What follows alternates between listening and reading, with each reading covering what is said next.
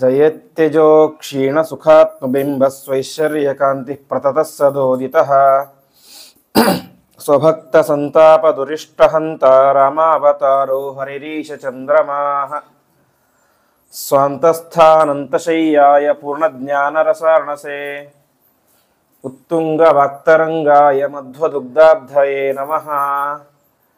ವಿಷ್ಣುತೀರ್ಥ ಕಲ್ಪವೃಕ್ಷೋ ವಿಷ್ಣುತೀರ್ಥಶ್ಚ ಕಾಮಧುಕ್ ಚಿಂತಾಮಣಿರ ವಿಷ್ಣುತೀರ್ಥೋ ಯತೀಂದ್ರ ಸರ್ವಕಾಮದಃ ತಪಸ್ವಾಧ್ಯಾಯ ಶುಶ್ರೂಷಾ ಕೃಷ್ಣ ಪೂಜಾರತಂ ಮುನಿಂ ವಿಶ್ವೇಶಮಿಷ್ಟದಂ ವಂದೇ ಪರಿವ್ರಾಟ್ ಚಕ್ರವರ್ತಿನಂ. ಶ್ರೀ ಗುರುಭ್ಯೋ ನಮಃ. ಹರಿ ಓಂ.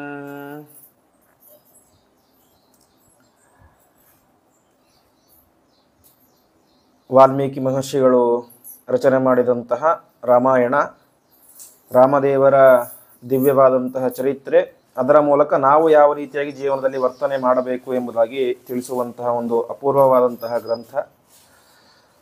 ಅದರಲ್ಲಿ ನಾವು ನಿನ್ನೆ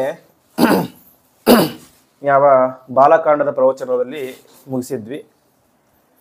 ಇಂದಿನಿಂದ ಅಯೋಧ್ಯೆ ಕಾಂಡ ಪ್ರಾರಂಭ ಆಗ್ತದೆ. ವಾಸ್ತವಿಕವಾಗಿ ಅಯೋಧ್ಯೆ ಕಾಂಡ ಅತ್ಯಂತ ಸುಂದರವಾದಂತಹ ಕಾಂಡ. ಒಂದು ರೀತಿ ನೋಡಿದರೆ ರಾಮ ವನವಾಸಕ್ಕೆ ಹೋಗುವಂತಹ ಕಾಂಡ ತುಂಬ ಕೆಟ್ಟದು ಅಂತ ಅನಿಸುತ್ತೆ, ನಮಗೆ ಕೆಟ್ಟ ಸಂದರ್ಭ ಬರುತ್ತೆ ಅಂತ. ಆದರೆ ಒಳಗಡೆ ಹೊಕ್ಕು ನೋಡಿದಾಗ ಆ ರಾಮನ ತ್ಯಾಗವನ್ನು ಮೀರಿಸುವಂತೆ ಭರತನ ತ್ಯಾಗ, ಆ ಭರತನ ಒಂದೊಂದು ಮಾತನ್ನು ಕೇಳಿ ಕಣ್ಣಲ್ಲಿ ನೀರು ಬಂದ್ಬಿಡಬೇಕು. ಆ ರೀತಿಯಾಗಿ ನನಗೆ ರಾಜ್ಯ ಎಂಬುದು ಸರ್ವಥಾ ಬೇಡವೇ ಬೇಡ ಎಂಬುದಾಗಿ ತಾನಾಗಿಯೇ ಒಲಿದು ಬಂದಂತಹ ರಾಜ್ಯವನ್ನು ಅತ್ಯಂತ ನಯವಾಗಿ ತಿರಸ್ಕಾರ ಮಾಡುವಂತಹ ದೊಡ್ಡ ತ್ಯಾಗ ಭರತನ ತ್ಯಾಗ. ಅದೇ ರೀತಿಯಾಗಿ ದಶರಥನ ತೊಳಲಾಟ, ಆ ಕೈಕೇಯಿಯ ದುಷ್ಟಬುದ್ಧಿ, ಇದೆಲ್ಲವನ್ನು ಮೀರಿಸುವಂತೆ ಲಕ್ಷ್ಮಣನ ಉಗ್ರವಾದಂತಹ ಕೋಪ. ಲಕ್ಷ್ಮಣ ಸ್ವಲ್ಪ ಕೋಪಿಷ್ಟ. ಯಾಕೆ ಅಂದರೆ ಧರ್ಮಕ್ಕೆ ವಿರುದ್ಧವಾಗಿ ಯಾರು ನಡೆದರೂ ತಾಯಿಯಾಗಲಿ ತಂದೆಯಾಗಲಿ ಯಾರನ್ನೂ ನೋಡ್ತಾ ಇದ್ದಿಲ್ಲ. ಹೀಗೆ ಅನೇಕ ಜನರ ಒಂದು ವ್ಯಕ್ತಿತ್ವ ನಮಗೆ ಇಲ್ಲಿ ಅನಾವರಣ ಆಗ್ತದೆ.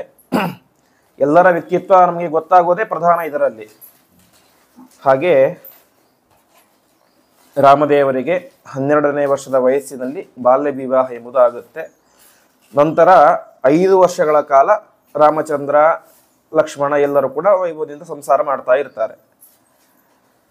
ಕೊನೆಗೆ ಅಲ್ಲಿ ತನಕ ದಶರಥ ಮಹಾರಾಜ ಅವನು ರಾಜನಾಗಿ ಆಳ್ತಾ ಇದ್ದ. ಕೊನೆಗೆ ಅವನಿಗೂ ಜೀವನದಲ್ಲಿ ವಿರಕ್ತಿ ಬಂತು, ನನಗೂ ವಯಸ್ಸಾಯಿತು. ಅದಕ್ಕಿಂತ ಹೆಚ್ಚಾಗಿ ರಾಮನಿಗೆ ಯೋಗ್ಯ ವಯಸ್ಸು ಬಂದಿದೆ. ನಾವು ನಿನ್ನೆ ಕೇಳಿದಂತೆ ರಾಮ ಎಲ್ಲರ ಜೊತೆಗೂ ಕೂಡ ಒಬ್ಬ ಮಿತ್ರನಂತೆ ವರ್ತನೆ ಮಾಡ್ತಾ ಇದ್ದ. ಯಾವತ್ತು ತಾನು ರಾಜಕುಮಾರ, ಹಮ್ಮು ಬಿಮ್ಮು ಅಹಂಕಾರ ಯಾವುದೂ ಇರಲಿಲ್ಲ. ಅತ್ಯಂತ ನಯವಾಗಿ ವಿನಯದಿಂದ ಎಲ್ಲರ ಜೊತೆಗೆ ವರ್ತನೆ ಮಾಡ್ತಾ ಇದ್ದ. ಅದೇ ರೀತಿಯಾಗಿ ಪ್ರಶಾಂತಾತ್ಮ, ನಗುಮುಖದಿಂದ, ಮೃದುಭಾಷಿ, ಪೂರ್ವಭಾಷಿ ಎಲ್ಲವೂ ಕೂಡ ಒಬ್ಬ ರಾಜನಾಗಬೇಕಾದರೆ ಯಾವ ಯಾವ ಗುಣಗಳು ಇರಬೇಕು ಅಂತ ಧರ್ಮಶಾಸ್ತ್ರಗಳು ವಿಧಾನ ಮಾಡ್ತಾವೋ ಆ ಎಲ್ಲ ಗುಣಗಳು ಕೂಡ ಪರಿಪೂರ್ಣವಾಗಿ ಇದ್ದು. ಎಲ್ಲರಲ್ಲೂ ಇರ್ತಾವೆ, ಅದೇ ಪೂರ್ಣ ಮಟ್ಟದಲ್ಲಿ ಇರೋದು ಕಷ್ಟ. ಜ್ಞಾನ ನಮ್ಮಲ್ಲಿದೆ, ಎಷ್ಟಿದೆ? 5%, 10% ಇದೆ. ಆದರೆ ಜ್ಞಾನ ಪರಿಪೂರ್ಣ ಮಟ್ಟದಲ್ಲಿ ಇರೋದು ಪರಮಾತ್ಮನಲ್ಲಿ. ಹಾಗೆ ಪ್ರತಿಯೊಂದು ಸದ್ಗುಣಗಳು ಕೂಡ ಪರಿಪೂರ್ಣ ಮಟ್ಟದಲ್ಲಿ ರಾಮಚಂದ್ರ ದೇವರಲ್ಲಿ ಇದ್ದು, ಹಾಗಾಗಿ ರಾಜ ಆಗಬೇಕು, ಇವನೇ ರಾಜನನ್ನಾಗಿ ಮಾಡಬೇಕು ಅಂತ ದಶರಥ ಮಹಾರಾಜ ತೀರ್ಮಾನ ಮಾಡಿದ. ಒಂದು ಪ್ರಧಾನ ಅಂಶ, ರಾಮದೇವರು ಜ್ಯೇಷ್ಠ, ಹಿರಿಯನೇ ರಾಜನಾಗಬೇಕು ಅಂತ ಒಂದು ಪ್ರಧಾನ ಅಂಶ. ಇನ್ನೊಂದು ಅಂಶ, ರಾಜನಾಗಬೇಕಾದ್ರೆ ಏನೆಲ್ಲ ಗುಣಗಳು ಇರಬೇಕಂತ ತಿಳಿಸಿದ್ದಾರೋ ಅದೆಲ್ಲವೂ ಕೂಡ ಅವನಲ್ಲಿ ಇತ್ತು. ಹಾಗಂದ ತಕ್ಷಣ ದಶರಥ ಮಹಾರಾಜ ಇವನೇ ರಾಜನಾಗಬೇಕು ಅಂತ ತೀರ್ಮಾನ ಮಾಡಲಿಲ್ಲ ಅಂತೆ. ನನ್ನೊಬ್ಬನ ತೀರ್ಮಾನ ಸಾಕಾಗೋದಿಲ್ಲ, ನಾನು ಇವತ್ತಿರೋನು ನಾಳೆ ಹೋಗೋನು. ಆದರೆ ರಾಮ ರಾಜನಾದರೆ ಅವನ ಜೊತೆಗೆ ಆಳ್ವಿಕೆ ನಡೆಸಬೇಕಾದವರು ಯಾರು? ಇಡೀ ರಾಜ್ಯದ ಜನತೆ. ಹಾಗಾಗಿ ಅವರೆಲ್ಲರನ್ನೂ ಕೂಡ ಕರೆಸಿಕೊಂಡು ಅವರ ತೀರ್ಮಾನವನ್ನು, ಅಭಿಪ್ರಾಯವನ್ನು ಕೇಳಬೇಕು ಅಂತ ತೀರ್ಮಾನವನ್ನು ಮಾಡಿ ಎಲ್ಲರನ್ನೂ ಕೂಡ ಕರೆಸ್ತಾರಂತೆ. ಎಲ್ಲ ಮಂತ್ರಿಗಳು, ಬೇರೆ ಬೇರೆ ಸಾಮಂತ ರಾಜರು, ಅದೇ ರೀತಿಯಾಗಿ ನಗರದವರು, ಗ್ರಾಮೀಣ ಭಾಗದವರು, ಕೊನೆ ಗುಡ್ಡಗಾಡಿನ ಪ್ರದೇಶದವರನ್ನು ಕೂಡ ಎಲ್ಲರನ್ನೂ ಕೂಡ ಕರೆಸ್ತಾನೆ. ಎಲ್ಲರನ್ನೂ ಕೂಡ ಕರೆಸಿ ಸಭೆ ಮಾಡ್ತಾನೆ. ಸಭೆ ಮಾಡಿ ಹೇಳ್ತಾನೆ, ಇದಂ ಶರೀರಂ ಕೃತ್ಸಸ್ಯ ಲೋಕಸ್ಯ ಚರತಾಹಿತಂ ಪಾಂಡುರಸ್ಯಾತ ಪತ್ರಸ್ಯ ಛಾಯಾಯಾಮ್ ಜರಿತಮ್ಮಯ ಅಂತ ಅವನು ಹೇಳ್ತಾನೆ. ನನಗೆ 60,000 ವರ್ಷ ವಯಸ್ಸಾಗಿದೆ. ನನ್ನ ಇಡೀ ಜೀವನವನ್ನು ಅಯೋಧ್ಯೆ ರಕ್ಷಣೆಗೋಸ್ಕರ, ಅಯೋಧ್ಯೆಯನ್ನು ಪಾಲನೆ ಮಾಡಲಿಕ್ಕೋಸ್ಕರ ಅಂತ ಜೀರ್ಣವಾಗಿ ಬಿಟ್ಟಿದೆ ನನ್ನ ಶರೀರ, ಅದಕ್ಕೋಸ್ಕರ ಅಂತಲೇ ಮೀಸಲಿಟ್ಟಿದ್ದಾನೆ. ಅವನು ಇನ್ನೊಂದು ವಿಶಿಷ್ಟ ಒಂದು ಪದಪ್ರಯೋಗ ಮಾಡ್ತಾರೆ. ಪಾಂಡುರಸ್ಯಾತ ಪತ್ರಸ್ಯ ಛಾಯಾಯ ಜರಿತಂ ಮಾಯಾ ಅಂತ. ಅಂದರೆ ನನ್ನ ಶರೀರ ಆಕಾಶವನ್ನೇ ನೋಡಿಲ್ಲ ಅಂತೆ. ಮತ್ತೆ ಎಲ್ಲಿದೆ ಅಂತ ಹೇಳಿದ್ರೆ ಛಾಯಾಯ ಪಾಂಡುರಸ್ಯಾತ ಪತ್ರಸ್ಯ, ರಾಜರಿಗೆ ಶ್ವೇತ ಛತ್ರ, ಬಿಳಿಯ ಒಂದು ಛತ್ರ ಹಿಡಿದಿರ್ತಾರೆ. ನನ್ನ ಶರೀರ ಆಕಾಶವನ್ನು ನೋಡ್ಲಿಕ್ಕೆ ಬಿಟ್ಟಿಲ್ಲ ನೀವು, ಯಾವಾಗಲೂ ಕೂಡ ಶ್ವೇತಪತ್ರದ ಅಂದರೆ ಆ ಒಂದು ಛತ್ರಿಯ ನೆರಳಲ್ಲೇ ನನ್ನ ಶರೀರ ಇದೆ. ಅಷ್ಟು ಚೆನ್ನಾಗಿ ನನ್ನ ನೋಡ್ಕೊಂಡಿದ್ದೀರಿ, ಆ ರೀತಿಯಾಗಿ ನಾನು ನಿಮ್ಮನ್ನು ಆಳಿದ್ದೇನೆ. ಆದರೆ ನನಗೂ ಇವತ್ತು ವಯಸ್ಸಾಗಿದೆ. ಪ್ರಾಪ್ಯ ವರ್ಷ ಸಹಸ್ರಾಣಿ ಬಹೂನ್ಯಾಯುಂಷಿ ಜೀವಿತ. ಇವತ್ತು ನನ್ನ ಶರೀರ ವಿಶ್ರಾಂತಿಂ ಅಭಿರೋಚಯೆ, ವಿಶ್ರಾಂತಿ ಬೇಕು ಅಂತ ಬಯಸ್ತಾ ಇದೆ. 60,000 ವರ್ಷ ದೀರ್ಘ ಆಳಿದ್ದೇನೆ, ನನಗೆ ಅಧಿಕಾರ ಸಾಕಾಗಿದೆ, ವಿಶ್ರಾಂತಿ ಬೇಕಾಗಿದೆ. ಸರಿ, ವಿಶ್ರಾಂತಿ ಬೇಕು ಅಂತ ಹೇಳಿದ್ರೆ ಸುಮ್ಮನೆ ಎದ್ದು ಹೋಗ್ಲಿಕ್ಕಾಗಲ್ಲ, ಒಬ್ಬನನ್ನು ಕೂಡಿಸಿ ಎದ್ದು ಹೋಗ್ಬೇಕು. ಸರಿ, ಯಾರನ್ನು ಕೂಡಿಸಬೇಕು ಅಂತ ನಾನು ನನ್ನ ಅಭಿಪ್ರಾಯ ರಾಮಚಂದ್ರ ದೇವರಿಗೆ ಪಟ್ಟ ಕಟ್ಟಬೇಕು ಅಂತ ತೀರ್ಮಾನ ಮಾಡಿದ್ದೇನೆ. ನಿಮ್ಮ ಅಭಿಪ್ರಾಯ ಏನು ಅಂತ ತಿಳಿಸಿ ಅಂತ ದಶರಥ ಮಹಾರಾಜ ಎಲ್ಲರ ಮುಂದೆ ಇಡ್ತಾನೆ. ಸಾಮಾನ್ಯ ಬೇರೆ ಯಾರೋ ಆಗಿದ್ರೆ ನನ್ನ ಮಗ ದೊಡ್ಡವನು, ಅವನಿಗೆ ಕಟ್ಟಿ ಹೋಗ್ಬಿಡ್ತಾ ಇದ್ರು ಅಷ್ಟೇ. ಆದರೆ ದಶರಥ ಮಹಾರಾಜ ಒಳ್ಳೆ ವಿವೇಕಿಯಾದವನು. ರಾಜ ಕೇವಲ ಅರಮನೆಗೆ ಮಾತ್ರ ಸೀಮಿತ ಅಲ್ಲ, ಇಡೀ ರಾಜ್ಯಕ್ಕೆ ಸೀಮಿತ. ಹಾಗಾಗಿ ಎಲ್ಲರ ಅಭಿಪ್ರಾಯವನ್ನು ಕೂಡ ಕೇಳಬೇಕು ಅಂತ ನನ್ನ ಅಭಿಪ್ರಾಯ ಈ ರೀತಿಯಾಗಿ ಇದೆ. ನಿಮ್ಮದು, ನನ್ನ ಅಭಿಪ್ರಾಯ ಸರಿನೋ ತಪ್ಪೋ, ನಿಮ್ಮ ಅಭಿಪ್ರಾಯ ಏನಿದೆ? ಅಥವಾ ಲಕ್ಷ್ಮಣ ಆಗಬೇಕು, ಭರತ ಆಗಬೇಕು, ಶತ್ರುಘ್ನ ಆಗಬೇಕು, ಏನಾಗಬೇಕು ಹೇಳಿ, ನಿಮ್ಮ ಅಭಿಪ್ರಾಯದಂತೆ ನಾನು ಮಾಡ್ತೇನೆ ಅಂತ ಹೇಳ್ತಾನೆ. ಇಷ್ಟು ಹೇಳಿದ್ದೇ ತಡ ಇತಿಬ್ರುವಂತಂ ಮುದಿತಾಹ ಪ್ರತ್ಯನಂದನ್ ನೃಪಂ ವೃಷ್ಟಿಮಂತಂ ಮಹಾಮೇಘಂ ನರ್ದಂತ ಇವ ಬರ್ಹಿಣಃ ಅಂತ ರಾಜನಾಗಬೇಕು ಅಂತ ನಾನು ಅನ್ಕೊಂಡಿದ್ದೇನೆ ಅಂತ ಹೇಳಿದ್ದೇ ತಡ ಜೋರಾಗಿ ಎಲ್ಲ ಚಪ್ಪಾಳೆ ತಡ್ಲಿಕ್ಕೆ ಶುರು ಮಾಡ್ತಾರೆ ಅಂತೆ. ಅಷ್ಟು ಮಾತ್ರ ಅಲ್ಲ, ಮಹಾಮೇಘಂ ನರ್ದಂತ ಇವ ಬರ್ಹಿಣಃ ಅಂತ, ಹೇಗೆ ಮಳೆ ಸುರಿಸಬೇಕಾದ್ರೆ ನವಿಲು ನೃತ್ಯ ಮಾಡುತ್ತಲ್ಲ, ಆ ರೀತಿಯಾಗಿ ಜೋರಾಗಿ ಕುಣಿಲಿಕ್ಕೆ ಶುರು ಮಾಡ್ತಾರಂತೆ ಎಲ್ಲರೂ ಕೂಡ. ಇದನ್ನು ನೋಡಿ ದಶರಥ ಮಹಾರಾಜ ತುಂಬ ಬೇಸರ ಆಗ್ಬಿಡುತ್ತೆ ಅಂತೆ ಅವನಿಗೆ. ಯಾಕೆ ಅಂದರೆ ಅವನು ಹೇಳ್ತಾನೆ, ಕಥಂನು ಮೈವೀರ್ಯೇಣ ಪೃಥಿವೀ ಮನುಷಾಸತಿ ಭವತೋ ದುಷ್ಟುಮಿಚ್ಛಂತಿ ಯುವರಾಜಂ ಮಹಾತ್ಮಜಂ ಅಂತ ಅವನು ಹೇಳ್ತಾನೆ. ನಾನು ಇಷ್ಟು 1000 ವರ್ಷಗಳ ಕಾಲ ರಾಜ್ಯಭಾರ ಮಾಡಿದ್ದೇನೆ, ರಾಮ ರಾಜರಾಗ್ತಾನೆ ಅಂತ ಒಂದೇ ಒಂದು ಮಾತಿಗೆ ನೀವು ಹುಚ್ಚದು ಕುಣಿತಾ ಇದ್ದೀರಿ. ಇದನ್ನು ನೋಡಿದರೆ ನನ್ನ ರಾಜ್ಯಭಾರ ನಿಮಗೆ ಬೇಸರ ಆಗಿದೆ ಅಂತ ಅನಿಸ್ತಾ ಇದೆ ಅಂತ ಹೇಳ್ತಾನೆ. ಅವನೇನು ಅನ್ಕೊಂಡಿದ್ದ ಅಂತ ಹೇಳಿದ್ರೆ, ಒಂದ್ ವೇಳೆ ಪ್ರಜೆಗಳು ಬೇಡ ಅಂತ ನಮ್ಮದು, ಇನ್ನೂ ಸ್ವಲ್ಪ ವರ್ಷ ನೀನೇ ಆಳು, ನೀನೇ ಚೆನ್ನಾಗಿದ್ಯಾ ಅಂತ ಹೇಳ್ತಾ ಅನ್ಕೊಂಡಿದ್ದ. ಆದರೆ ಒಂದೇ ಕ್ಷಣಕ್ಕೆ ಎಲ್ಲ ಕೂಡ ಜ್ವರ ಚಪ್ಪಾಳೆ ತಡ್ಲಿಕ್ಕೆ ಶುರು ಮಾಡ್ಬಿಡ್ತಾರೆ. ಅವಾಗ ರಾಜನಿಗೆ ಒಂಥರ ಬೇಸರ ಆಗುತ್ತೆ. ನನ್ನ ರಾಜ್ಯಭಾರ ಇವರಿಗೆ ಸಾಕಾಗಿಲ್ಲೇನು ಅಂತ ಅವರಿಗೆ ಹೇಳ್ಬಿಡ್ತಾನೆ. ನನ್ನ ರಾಜ್ಯಭಾರ ನಿಮಗೆ ತೃಪ್ತಿ ತಂದಿಲ್ಲ ಅಂತ ಕಾಣಿಸುತ್ತೆ, ಇಷ್ಟು ಜ್ವರ ಚಪ್ಪಾಳೆ ತಡ್ತಾ ಇದ್ದೀರಿ, ಇಷ್ಟು ಜ್ವರ ನೃತ್ಯ ಮಾಡ್ತಾ ಇದ್ದೀರಿ, ನಾನು ಇಷ್ಟು ವರ್ಷಗಳ ಕಾಲ ಆಳಿದ್ದೇನೆ, ನನ್ನಲ್ಲಿ ಏನಾದರೂ ಬೇಸರ ಇದೆನಾ ನಿಮಗೆ ನನ್ನ ಮೇಲೆ ಅಂತ ಪ್ರಶ್ನೆ ಮಾಡ್ತಾನೆ. ಅವನು ಹೇಳ್ತಾನೆ, ಭವತೋ ದಷ್ಟು ಕಥಂನು ಮೈವೀರ್ಯೇಣ, ನನ್ನ ಪರಾಕ್ರಮ, ಔದಾರ್ಯ, ವಿನಯ ಯಾವುದು ನಿಮಗೆ ಸಾಕಾಗಿಲ್ವಾ ಅಂತ ಕೇಳ್ತಾನೆ. ಅದಕ್ಕೆ ದಶರಥ, ಎಲ್ಲ ಪ್ರಜೆಗಳು ಹೇಳ್ತಾರೆ, ದಶರಥ ನೀನು ಇಷ್ಟು ವರ್ಷಗಳ ಕಾಲ ತುಂಬ ಚೆನ್ನಾಗಿ ಆಡಳಿತ ಮಾಡಿದ್ದೀಯ, ನಿಮ್ಮ ಆಡಳಿತ ಬಗ್ಗೆ ಯಾವ ಅತೃಪ್ತಿ, ಬೇಸರ, ದುಃಖ ಯಾವುದು ನಮಗೆ ಸರ್ವಥಾ ಇಲ್ಲ, ತುಂಬ ಸಂತೋಷವೇ ಇದೆ. ಆದರೆ ಈ ರಾಮ ಏನಿದ್ದಾನೆ, ನಿನ್ನಲ್ಲಿ ಯಾವ ರೀತಿಯಾದಂತಹ ಔದಾರ್ಯ, ವಿನಯ ಗುಣಗಳಿವೆಯೋ ಅದಕ್ಕಿಂತ ಮಿಗಿಲಾಗಿ ಎಲ್ಲ ಗುಣಗಳು ಕೂಡ ರಾಮನಲ್ಲಿ ಇವೆ. ಹಾಗಾಗಿ ಅದರ ಬಗ್ಗೆ ಸಂತೋಷ ಅಷ್ಟೇ ನಮಗೆ, ಹೊರತು ನಿನ್ನ ಬಗ್ಗೆ ಬೇಸರ ಸರ್ವಥಾ ಇಲ್ಲ. ನೀನು ಚೆನ್ನಾಗಿಯೇ ಆಡಳಿತ ಮಾಡಿದ್ದೀಯಾ. ಆದರೆ ರಾಜ ನಿನಗಿಂತ ಗುಣಪೂರ್ಣ. ಒಂದು ವಾಕ್ಯ ಇದೆ ಶಾಸ್ತ್ರದಲ್ಲಿ, ಶಿಷ್ಯಾದಿಚ್ಛೇತ್ ಪರಾಜಯಂ ಅಂತ. ಒಬ್ಬ ಗುರು ಯಾವತ್ತೂ ಸೋಲ್ಬೇಕಂತ ಬಯಸೋದಿಲ್ಲ.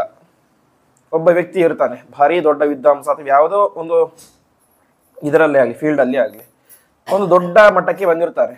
ಅವನು ಯಾವತ್ತೂ ಕೂಡ ಸೋಲ್ಬೇಕು ಅಂತ ಬಯಸೋದಿಲ್ಲ, ಅಥವಾ ತಾನು ಕಡಿಮೆ ಆಗಬೇಕಂತ ಬಯಸೋದಿಲ್ಲ. ಆದರೆ ಯಾವಾಗ ಬಯಸ್ತಾನೆ ಕಡಿಮೆ ಆಗಬೇಕು ಅಂತ, ತುಂಬ ಖುಷಿ ಆಗುತ್ತೆ ತಾನು ಕಡಿಮೆ ಆದರೆ. ಯಾವಾಗ ಅಂದರೆ ತನಗಿಂತ ತನ್ನ ಶಿಷ್ಯ ಮೇಲೆ ಬಂದಾಗ ಅಂತ.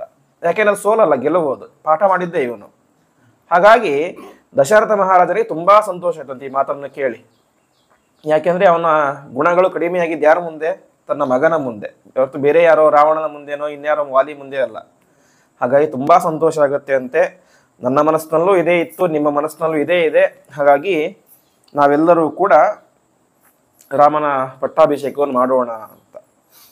ಅದರಲ್ಲಿ ವಾಲ್ಮೀಕಿ ರಾಮಾಯಣದಲ್ಲಿ ಇನ್ನೊಂದು ಮಾತನ್ನು ಹೇಳ್ತಾರೆ, ಸ್ತ್ರೀಯೋ ವೃದ್ಧ ತರುಣಶ್ಚ ಸಾಯಂ ಪ್ರಾತಃ ಸಮಾಹಿತ ಸರ್ವಾನ್ ದೇವ ನಮಸ್ಯಂತಿ ರಾಮಸ್ಯ ಅರ್ಥೇ ಯಶಸ್ವಿನಃ ಅಂತ.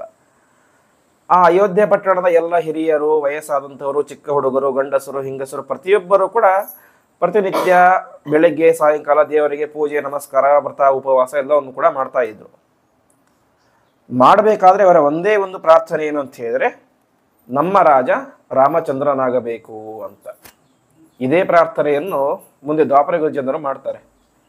ಯಾವ ಕುಂಡಿಣಪುರ ಭೀಷ್ಮಕ ಮಹಾರಾಜನ ನಗರ, ಅಲ್ಲಿ ಇದ್ದಂತಹ ಎಲ್ಲ ಪಟ್ಟಣದ ವಾಸಿಗರು ಕೂಡ ಒಂದು ಪ್ರಾರ್ಥನೆ ಮಾಡ್ತಾ ಇದ್ರು ದೇವರ ಹತ್ರ.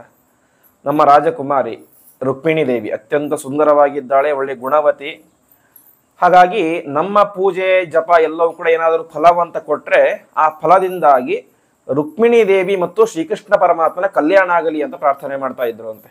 ಯಾಕೆಂದ್ರೆ ಶಿಶುಪಾಲ ಅವನಿಗೆ ಕೊಟ್ಟು ಮದುವೆ ಆಗೋ ತೀರ್ಮಾನ ಆಗಿತ್ತು, ಅದೆಲ್ಲ ಗೊತ್ತೇ ಇದೆ. ಹಾಗಾಗಿ ಅದೆಲ್ಲವೂ ಕೂಡ ನಡೀಲೇಬಾರ್ದು. ಮದುವೆ ಅಂತ ಆದರೆ ಅದು ಶ್ರೀಕೃಷ್ಣ ಪರಮಾತ್ಮ ಜೊತೆಗೆ ಆಗಬೇಕು ಅಂತ ಎಲ್ಲರೂ ಕೂಡ ಪೂಜೆ ಜಪಗಳನ್ನು ಮಾಡ್ತಾ ಇದ್ರು ಅಂತೆ. ಹಾಗೆ ಈ ಒಂದು ಜನರು ಕೂಡ ಮಾಡ್ತಾ ಇದ್ರು ಎಂಬುದಾಗಿ ತೀರ್ಮಾನ, ರಾಮನಿಗೋಸ್ಕರ ಪೂಜೆ ಮಾಡ್ತಾ ಇದ್ರು ಅಂತ ತಿಳಿಸ್ತಾರೆ. ಇಲ್ಲಿ ದಶರಥ ಮಹಾರಾಜ ಒಂದು ತೀರ್ಮಾನ ಮಾಡ್ತಾನೆ. ಸರಿ, ಪಟ್ಟಾಭಿಷೇಕ ಯಾವತ್ತು ಮಾಡೋಣ? ನಾಳೆ ಮಾಡೋಣ ಅಂತ ತೀರ್ಮಾನ ಮಾಡ್ತಾನೆ. ಸರಿ, ನಾಳೆ ಮಾಡೋಣ ಅಂತ ಆಯಿತು. ಯಾಕೆಂದ್ರೆ ಒಂದು ಪ್ರಧಾನ ಕಾರಣ, ಜನ ಈಗಾಗಲೇ ಬಂದ್ಬಿಟ್ಟಿದ್ದಾರೆ. ಬೇರೆ ಬೇರೆ ಊರಿನ ಜನ, ಗ್ರಾಮದ ಜನ, ಗುಡ್ಡಗಾಡಿನ ಜನ, ಎಲ್ಲ ಜನರು ಕೂಡ ಈಗಾಗಲೇ ಅರಮನೆಗೆ ಬಂದ್ಬಿಟ್ಟಿದ್ದಾರೆ. ಯಾಕೆ? ಸಭೆ ಮಾಡಲಿಕ್ಕೆ ಅಂತ ತೀರ್ಮಾನ ಆಗ್ಬಿಟ್ಟಿದೆ. ಮತ್ತೆ ಅವ್ರನ್ನ ವಾಪಸ್ ಕರೆಸಿ ಮತ್ತೆ ವಾಪಸ್ ಬಾ ಅಂತ ಹೇಳೋದು ಸರಿಯಾಗೋದಿಲ್ಲ. ನಾಳೆ ಮಾಡೋಣ ಅಂತ ಇದು ಒಂದು ಕಾರಣ. ಇನ್ನೊಂದು ಪ್ರಧಾನವಾದಂತಹ ಕಾರಣ ಅಂತ ಹೇಳಿದ್ರೆ ಕೈಕೇಯಿ ಮೇಲಿನ ಅಪನಂಬಿಕೆ ಅಂತ. ಯಾಕೆಂದ್ರೆ ದಶರಥ ಮಹಾರಾಜನಿಗೆ ಅನೇಕ ಜನ ಹೆಂಡತಿಯರಿದ್ದರೂ ಕೂಡ ಮಕ್ಕಳಾಗಿರಲಿಲ್ಲ. ಕೊನೆಗೆ ಅವನು ಕೇಕಯ್ಯ ದೇಶದ ರಾಜಕುಮಾರಿಯಾದಂತಹ ಕೈಕೇಯಿಯನ್ನು ಮದುವೆ ಅಂತ ಆದ. ಮದುವೆಯಾಗಬೇಕಾದ್ರೆ ಕೈಕೇಯಿಯ ತಂದೆ ಕೇಕಯ್ಯ ಅಂತ ಅವನಿಗೆ ಒಂದು ಮಾತನ್ನು ಕೊಟ್ಟಿದ್ದ. ಕೇಕಯ್ಯ ಒಂದು ಕಂಡೀಷನ್ ಹಾಕ್ತಾನೆ, ಅಲ್ಲ ಸರಿ, ನಾನೇನು ಮದುವೆ ಮಾಡಿ ಕೊಡ್ತೇನೆ, ನಿನಗೆ ಮಕ್ಕಳಾಗಿಲ್ಲ, ಮಕ್ಕಳಾಗಬೇಕು ಅಂತ ಮದುವೆ ಆಗ್ತಾ ಇದ್ದೀಯ. ಒಂದು ವೇಳೆ ನಿನ್ನ ಹಿರಿಯ ಹೆಂಡತಿ ಕೌಸಲ್ಯ, ಅವಳಲ್ಲಿ ಮಕ್ಕಳಾಗ್ಬಿಟ್ರೆ ಏನಾಗುತ್ತೆ? ನೆಕ್ಸ್ಟು ಅವನನ್ನೇ ರಾಜಕುಮಾರನಾಗಿ ಮಾಡಬೇಕು. ಹಾಗೆ ನನ್ನ ಮೊಮ್ಮಗನ ಗತಿ ಏನಾಗಾದ್ರೆ ಅಂತ ಕೇಳ್ತಾನೆ. ಅದಕ್ಕೆ ಆ ಕೇಕಯ್ಯ ರಾಜ ಒಂದು ಮಾತನ್ನು ಹೇಳ್ತಾನೆ, ಇವಳಲ್ಲಿ ಹುಟ್ಟುವ ಮಗನನ್ನು ರಾಜಕುಮಾರನಾಗಿ ಮಾಡ್ತೀಯ ಅಂತ ಮಾತು ಕೊಟ್ಟರೆ ಮಾತ್ರ ನಾನು ಮದುವೆ ಮಾಡಿ ಕೊಡ್ತೀನಿ, ಇಲ್ಲಂದ್ರೆ ಮದುವೆ ಮಾಡಿ ಕೊಡೋದಿಲ್ಲ ಅಂತ. ದಶರಥ ಮಹಾರಾಜ ಮದುವೆಯಾಗಿ ಬೇಕಾದಷ್ಟು ವರ್ಷ ಆಗಿದೆ, ಇನ್ನು ಮಕ್ಕಳಾಗಿಲ್ಲ, ಮಕ್ಕಳಾಗುವ ಸಾಧ್ಯತೆನೂ ಇಲ್ಲ ಅಂತ ಸರಿ ಅಂತ ಮಾತು ಕೊಟ್ಟು ಬಿಡ್ತಾನೆ. ಹಾಗಾಗಿ ಅದು ಒಂದು ಅವನಿಗೆ ಹೆದರಿಕೆ ಇತ್ತು. ಯಾಕಂದ್ರೆ ಕೈಕೇಯಿ ಮಹಾ ಹಠಮಾರಿಯಾದಂತಹ ಹೆಣ್ಣು. ಈ ವಿಚಾರ ಅವಳಿಗೂ ಗೊತ್ತಿತ್ತು, ನನ್ನಲ್ಲಿ ಹುಟ್ಟುವಂತಹ ಮಗನೇ ರಾಜನಾಗಬೇಕು ಅಂತ. ಹಾಗಾಗಿ ಸುಮ್ಮನೆ ಲೇಟ್ ಮಾಡಿದ್ರೆ ಅವನು ಇನ್ನಷ್ಟು ವಿಚಾರ ದೀರ್ಘಕ್ಕೆ ಹೋಗಿ ವಿಕೋಪಕ್ಕೆ ಹೋಗುತ್ತೆ ಅಷ್ಟೇ. ಹಾಗಾಗಿ ಅವನು ಏನು ವಿಚಾರ ಮಾಡಿದ್ದ ಅಂತ ಹೇಳಿದ್ರೆ, ಕೇಕಯ್ಯ ದೇಶ ರಾಜನನ್ನು ಕೂಡ ಕರೆಸಿರ್ಲಿಲ್ಲ ಅಂತ ಸಭೆಗೆ. ಯಾಕೆಂದ್ರೆ ಅವನು ಬಂದ್ಬಿಟ್ರೆ ಮತ್ತೆ ಏನಾದ್ರು ಗಲಾಟೆ ಮಾಡ್ತಾನೆ ಅಂತ. ಹಾಗಾಗಿ ಇನ್ನೊಂದು ಪ್ರಧಾನ ಅಂಶ, ಭರತ ಮನೆಯಲ್ಲಿ ಇರಲಿಲ್ಲ. ಭರತ ಎಲ್ಲಿ ಶತ್ರುಘ್ನ ಎಲ್ಲಿ ಹೋಗಿದ್ರು ಅಂತ ಹೇಳಿದ್ರೆ ಅಲ್ಲಿಗೆ ಹೋಗಿದ್ರು, ಕೇಕಯ್ಯ ದೇಶಕ್ಕೆ, ತಾತನ ಮನೆಗೆ. ಹಾಗಾಗಿ ರಾಮಚಂದ್ರ ಲಕ್ಷ್ಮಣ ಮಾತ್ರ ಇಲ್ಲಿ ಇದ್ದಾರೆ. ಸಮಯವೂ ಜಾಸ್ತಿ ಇಲ್ಲ ಜಗಳ ಆಡಲಿಕ್ಕೆ. ಕೇಕಯ್ಯ ದೇಶದ ರಾಜನೂ ಬಂದಿಲ್ಲ, ಭರತನೂ ಇಲ್ಲಿ ಇಲ್ಲ. ಹಾಗಾಗಿ ರಾಜ್ಯಭಾರವನ್ನು, ಅದು ಪಟ್ಟಾಭಿಷೇಕವನ್ನು ಆದಷ್ಟು ಶೀಘ್ರದಲ್ಲಿ ಮಾಡಿಬಿಡೋಣ ಅಂತ ತೀರ್ಮಾನ ಮಾಡ್ತಾನೆ. ಸರಿ, ಎಲ್ಲ ತೀರ್ಮಾನ ಆಯಿತು. ನೇರವಾಗಿ ದಶರಥ ರಾಮನ ಅಂತಃಪುರಕ್ಕೆ ಹೋಗ್ತಾನೆ. ಅಂತಃಪುರಕ್ಕೆ ಹೋಗಿ ಅವನಿಗೆ ರಾಜನಾದವನು ಹೇಗಿರಬೇಕು ಅಂತ ಅನೇಕ ಉಪದೇಶಗಳನ್ನು ಮಾಡ್ತಾನೆ. ಅವನು ಹೇಳ್ತಾನೆ, ವಾಸ್ತವಿಕವಾಗಿ ನನಗಿಂತ ಹೆಚ್ಚಿನ ಗುಣಗಳು ನಿನ್ನಲ್ಲಿವೆ, ಆದರೆ ತಂದೆಯಾಗಿ ಉಪದೇಶ ಮಾಡಬೇಕಾದ ನನ್ನ ಕರ್ತವ್ಯ. ಹಾಗಾಗಿ ಅವನು ಹೇಳ್ತಾನೆ, ಭೂಯೋ ವಿನಯ ಮಾಸ್ಥಾಯ, ನಿನ್ನಲ್ಲಿ ಈಗಾಗಲೇ ಬೇಕಾದಷ್ಟು ವಿನಯ ಇದೆ, ಇದಕ್ಕಿಂತ ಹೆಚ್ಚಿನ ವಿನಯವನ್ನು ರಾಜನಾದ ಮೇಲೆ ಬೆಳೆಸ್ಕೊ ನೀನು. ಭವನಿತ್ಯಂ ಜಿತೇಂದ್ರಿಯ, ನೀನು ಈಗಲೇ ಜಿತೇಂದ್ರಿಯ, ಇಂದ್ರಿಯ ನಿಗ್ರಹ ಇದೆ, ಇನ್ನಷ್ಟು ಇಂದ್ರಿಯ ನಿಗ್ರಹವನ್ನು ಬೆಳೆಸಿಕೊ. ಕಾಮಕ್ರೋಧ ಸಮುತ್ಥಾನಿ ತ್ಯಜೇತ ವ್ಯಸನಾನಿಚ ಅಂತ ಯಾವುದೇ ಚಟವನ್ನು ಬೆಳೆಸ್ಕೊಳ್ಬೇಡ ಅಂತ ಹೇಳ್ತಾರೆ. ಅದೇ ರೀತಿಯಾಗಿ ಎಲ್ಲ ಪ್ರಜೆಗಳನ್ನು ಕೂಡ ನೀನು ನಿನ್ನ ಮಕ್ಕಳಂತೆ ನೋಡಿಕೋ ಎಂಬುದಾಗಿ ಅನೇಕ ರೀತಿಯಾದಂತಹ ರಾಜನಾದವನು ಹೇಗಿರಬೇಕು ಆ ಎಲ್ಲ ಉಪದೇಶಗಳನ್ನು ಕೂಡ ದಶರಥ ಮಹಾರಾಜ ತನ್ನ ಕರ್ತವ್ಯ ಅಂತ ತನ್ನ ಮಗನಿಗೆ ಮಾಡ್ತಾನೆ. ಇಷ್ಟೆಲ್ಲ ಆಯಿತು. ರಾಮನಿಗೆ ಪಟ್ಟಾಭಿಷೇಕ ಅಂತ ಎಲ್ಲ ವಿಚಾರ ಎಲ್ಲ ಕಡೆ ಅಯೋಧ್ಯೆಗೆಲ್ಲ ಗೊತ್ತಾಯಿತು. ಈ ವಿಚಾರ ಮಂಥರೆಯ ಕಿವಿಗೆ ಬಿತ್ತು. ರಾಮಾಯಣದಲ್ಲಿ ಪ್ರಧಾನ 3 ಹೆಣ್ಣಿನ ಪಾತ್ರ ಅಂತ ಹೇಳಿದ್ರೆ ಒಂದು ಮಂಥರೆ, ಇನ್ನೊಂದು ಶೂರ್ಪನಖಿ, ಇನ್ನೊಂದು ಕೈಕೇಯಿ. ಈ 3 ಜನ ಇಲ್ಲದೆ ಹೋಗಿದ್ರೆ ರಾಮಾಯಣ ಏನೂ ಇಲ್ಲೇ ಇಲ್ಲ. ಮಂಥರೆ ಅಡ್ಡಿ ಮಾಡದೆ ಹೋಗಿದ್ರೆ ರಾಮನಿಗೆ ಪಟ್ಟಾಭಿಷೇಕ ಆಗ್ತಿತ್ತು. ಆರಾಮಾಗಿ ರಾಮ ಪಟ್ಟಾಭಿಷೇಕ ಮಾಡ್ಕೊಂಡು ಹೋಗ್ತಾ ಇರ್ತದೆ 13,000 ವರ್ಷಗಳ ಕಾಲ. ಕೈಕೇಯಿ ಬಂದು ನಿಲ್ಲಿಸಿದಳು. ಮಂಥರೆ ಅವಳ ಮಾತನ್ನು ಕೇಳಿದಳು. ಮಂಥರೆಯ ಮಾತನ್ನು ಕೈಕೇಯಿ ಕೇಳಿದಳು. 14 ವರ್ಷ ವನವಾಸ ಆಯಿತು. ಅಲ್ಲಿ ಶೂರ್ಪನಖಿ ಬಂದ್ಲು. ಅದರಿಂದ ಅವಳಿಗೆ ಅಪಮಾನ ಆಯಿತು. ಮೂಗನ್ನು ಕತ್ತರಿಸಿದ ರಾಮ ಲಕ್ಷ್ಮಣ. ನಂತರ ಅದು ಆ ಸಿಟ್ಟು ಯಾರಿಗೆ ಹೋಯಿತು? ರಾವಣನಿಗೆ ಹೋಯಿತು. ಅಲ್ಲಿಂದ ಸೀತೆಯ ಅಪಹಾರ, ಮುಂದೆ ಯುದ್ಧ. ಹೀಗೆ ಪ್ರಧಾನ ಬೀಜಕ್ಷೇಪ ಆಗಿದ್ದು ಇಲ್ಲಿ. ಮಂಥರೆಗೆ ವಿಚಾರ ಗೊತ್ತಾಗುತ್ತೆ. ಏನಂತ ಹೇಳಿದ್ರೆ ನಾಳೆ ಪುಷ್ಯ ನಕ್ಷತ್ರ ಇದೆ. ಪುಷ್ಯ ನಕ್ಷತ್ರದ ಉತ್ತಮ ಯೋಗದಲ್ಲಿ ರಾಮದೇವರಿಗೆ ಪಟ್ಟಾಭಿಷೇಕ ಅಂತ ತೀರ್ಮಾನ ಆಗಿದೆ ಅನ್ನೋ ವಿಚಾರ ಮಂಥರಾ ದೇವಿಗೆ ಗೊತ್ತಾಗುತ್ತೆ. ಮಂಥರೆ ಅಂತ ಹೇಳಿದ್ರೆ ಅವಳು ಕಲಿಯ ಹೆಂಡತಿ. ಅವಳಿಗೆ ಗೊತ್ತಾಗುತ್ತೆ. ನೇರವಾಗಿ ಕೈಕೇಯಿಯರ ಮನೆಗೆ ಹೋಗ್ತಾಳೆ. ಅವಳು ಕೈಕೇಯಿಯ ದಾಸಿ. ಕೈಕೇಯಿ ಮನೆಗೆ ಹೋಗ್ತಾಳೆ. ಕೈಕೇಯಿ ಆರಾಮಾಗಿ ಮಲ್ಕೊಂಡು ಗೊರಕೆ ಹೊಡೆದು ಮಲಗಿರ್ತಾಳೆ. ಅವಳನ್ನು ಎಬ್ಬಿಸ್ಬೇಕಾದ್ರೆ ಏನ್ ಮಾತಾಡ್ತಾಳೆ ಅಂದ್ರೆ, ಉತ್ತಿಷ್ಠ ಮೂಢೆ ಕಿಂಶೇಷೆ ಭಯಂ ತ್ವಾಂ ಅಭಿವರ್ತತೆ ಅಂತ, ಇಲ್ಲ ಈ ಮೂರ್ಖಳೆ ಎದ್ದೇಳು ಅಂತ ಬೈತಾಳೆ. ನೀನ್ ಯಾಕೆ ಮಲಗಿದ್ದೀಯ? ನಿನ್ನ ಇಡೀ ಜೀವನವೇ ಇವತ್ತು ನಾಶವಾಗಿ ಹೋಗ್ತಾ ಇದೆ ಅಂತ ಹೇಳ್ತಾಳೆ. ಕೈಕೇಯಿ ಹೆದರಿಕೆ ಆಗುತ್ತೆ. ಏನಾಯ್ತಪ್ಪ ನಮ್ಮ ಅರಮನೆಯಲ್ಲಿ ಅಂತ. ಏನಾಯ್ತು, ಯಾಕೆ ಏನಾಯ್ತು ಅಂತ ಕೇಳ್ತಾಳೆ. ಆವಾಗ ಮಂಥರೆ ಹೇಳ್ತಾಳೆ, ಇದೇನು ಹೀಗೆ ಕೇಳ್ತಾ ಇದ್ದೆ, ನಿನಗೆ ವಿಚಾರ ಗೊತ್ತಿಲ್ವಾ ಅಂತ. ಏನು ವಿಚಾರ?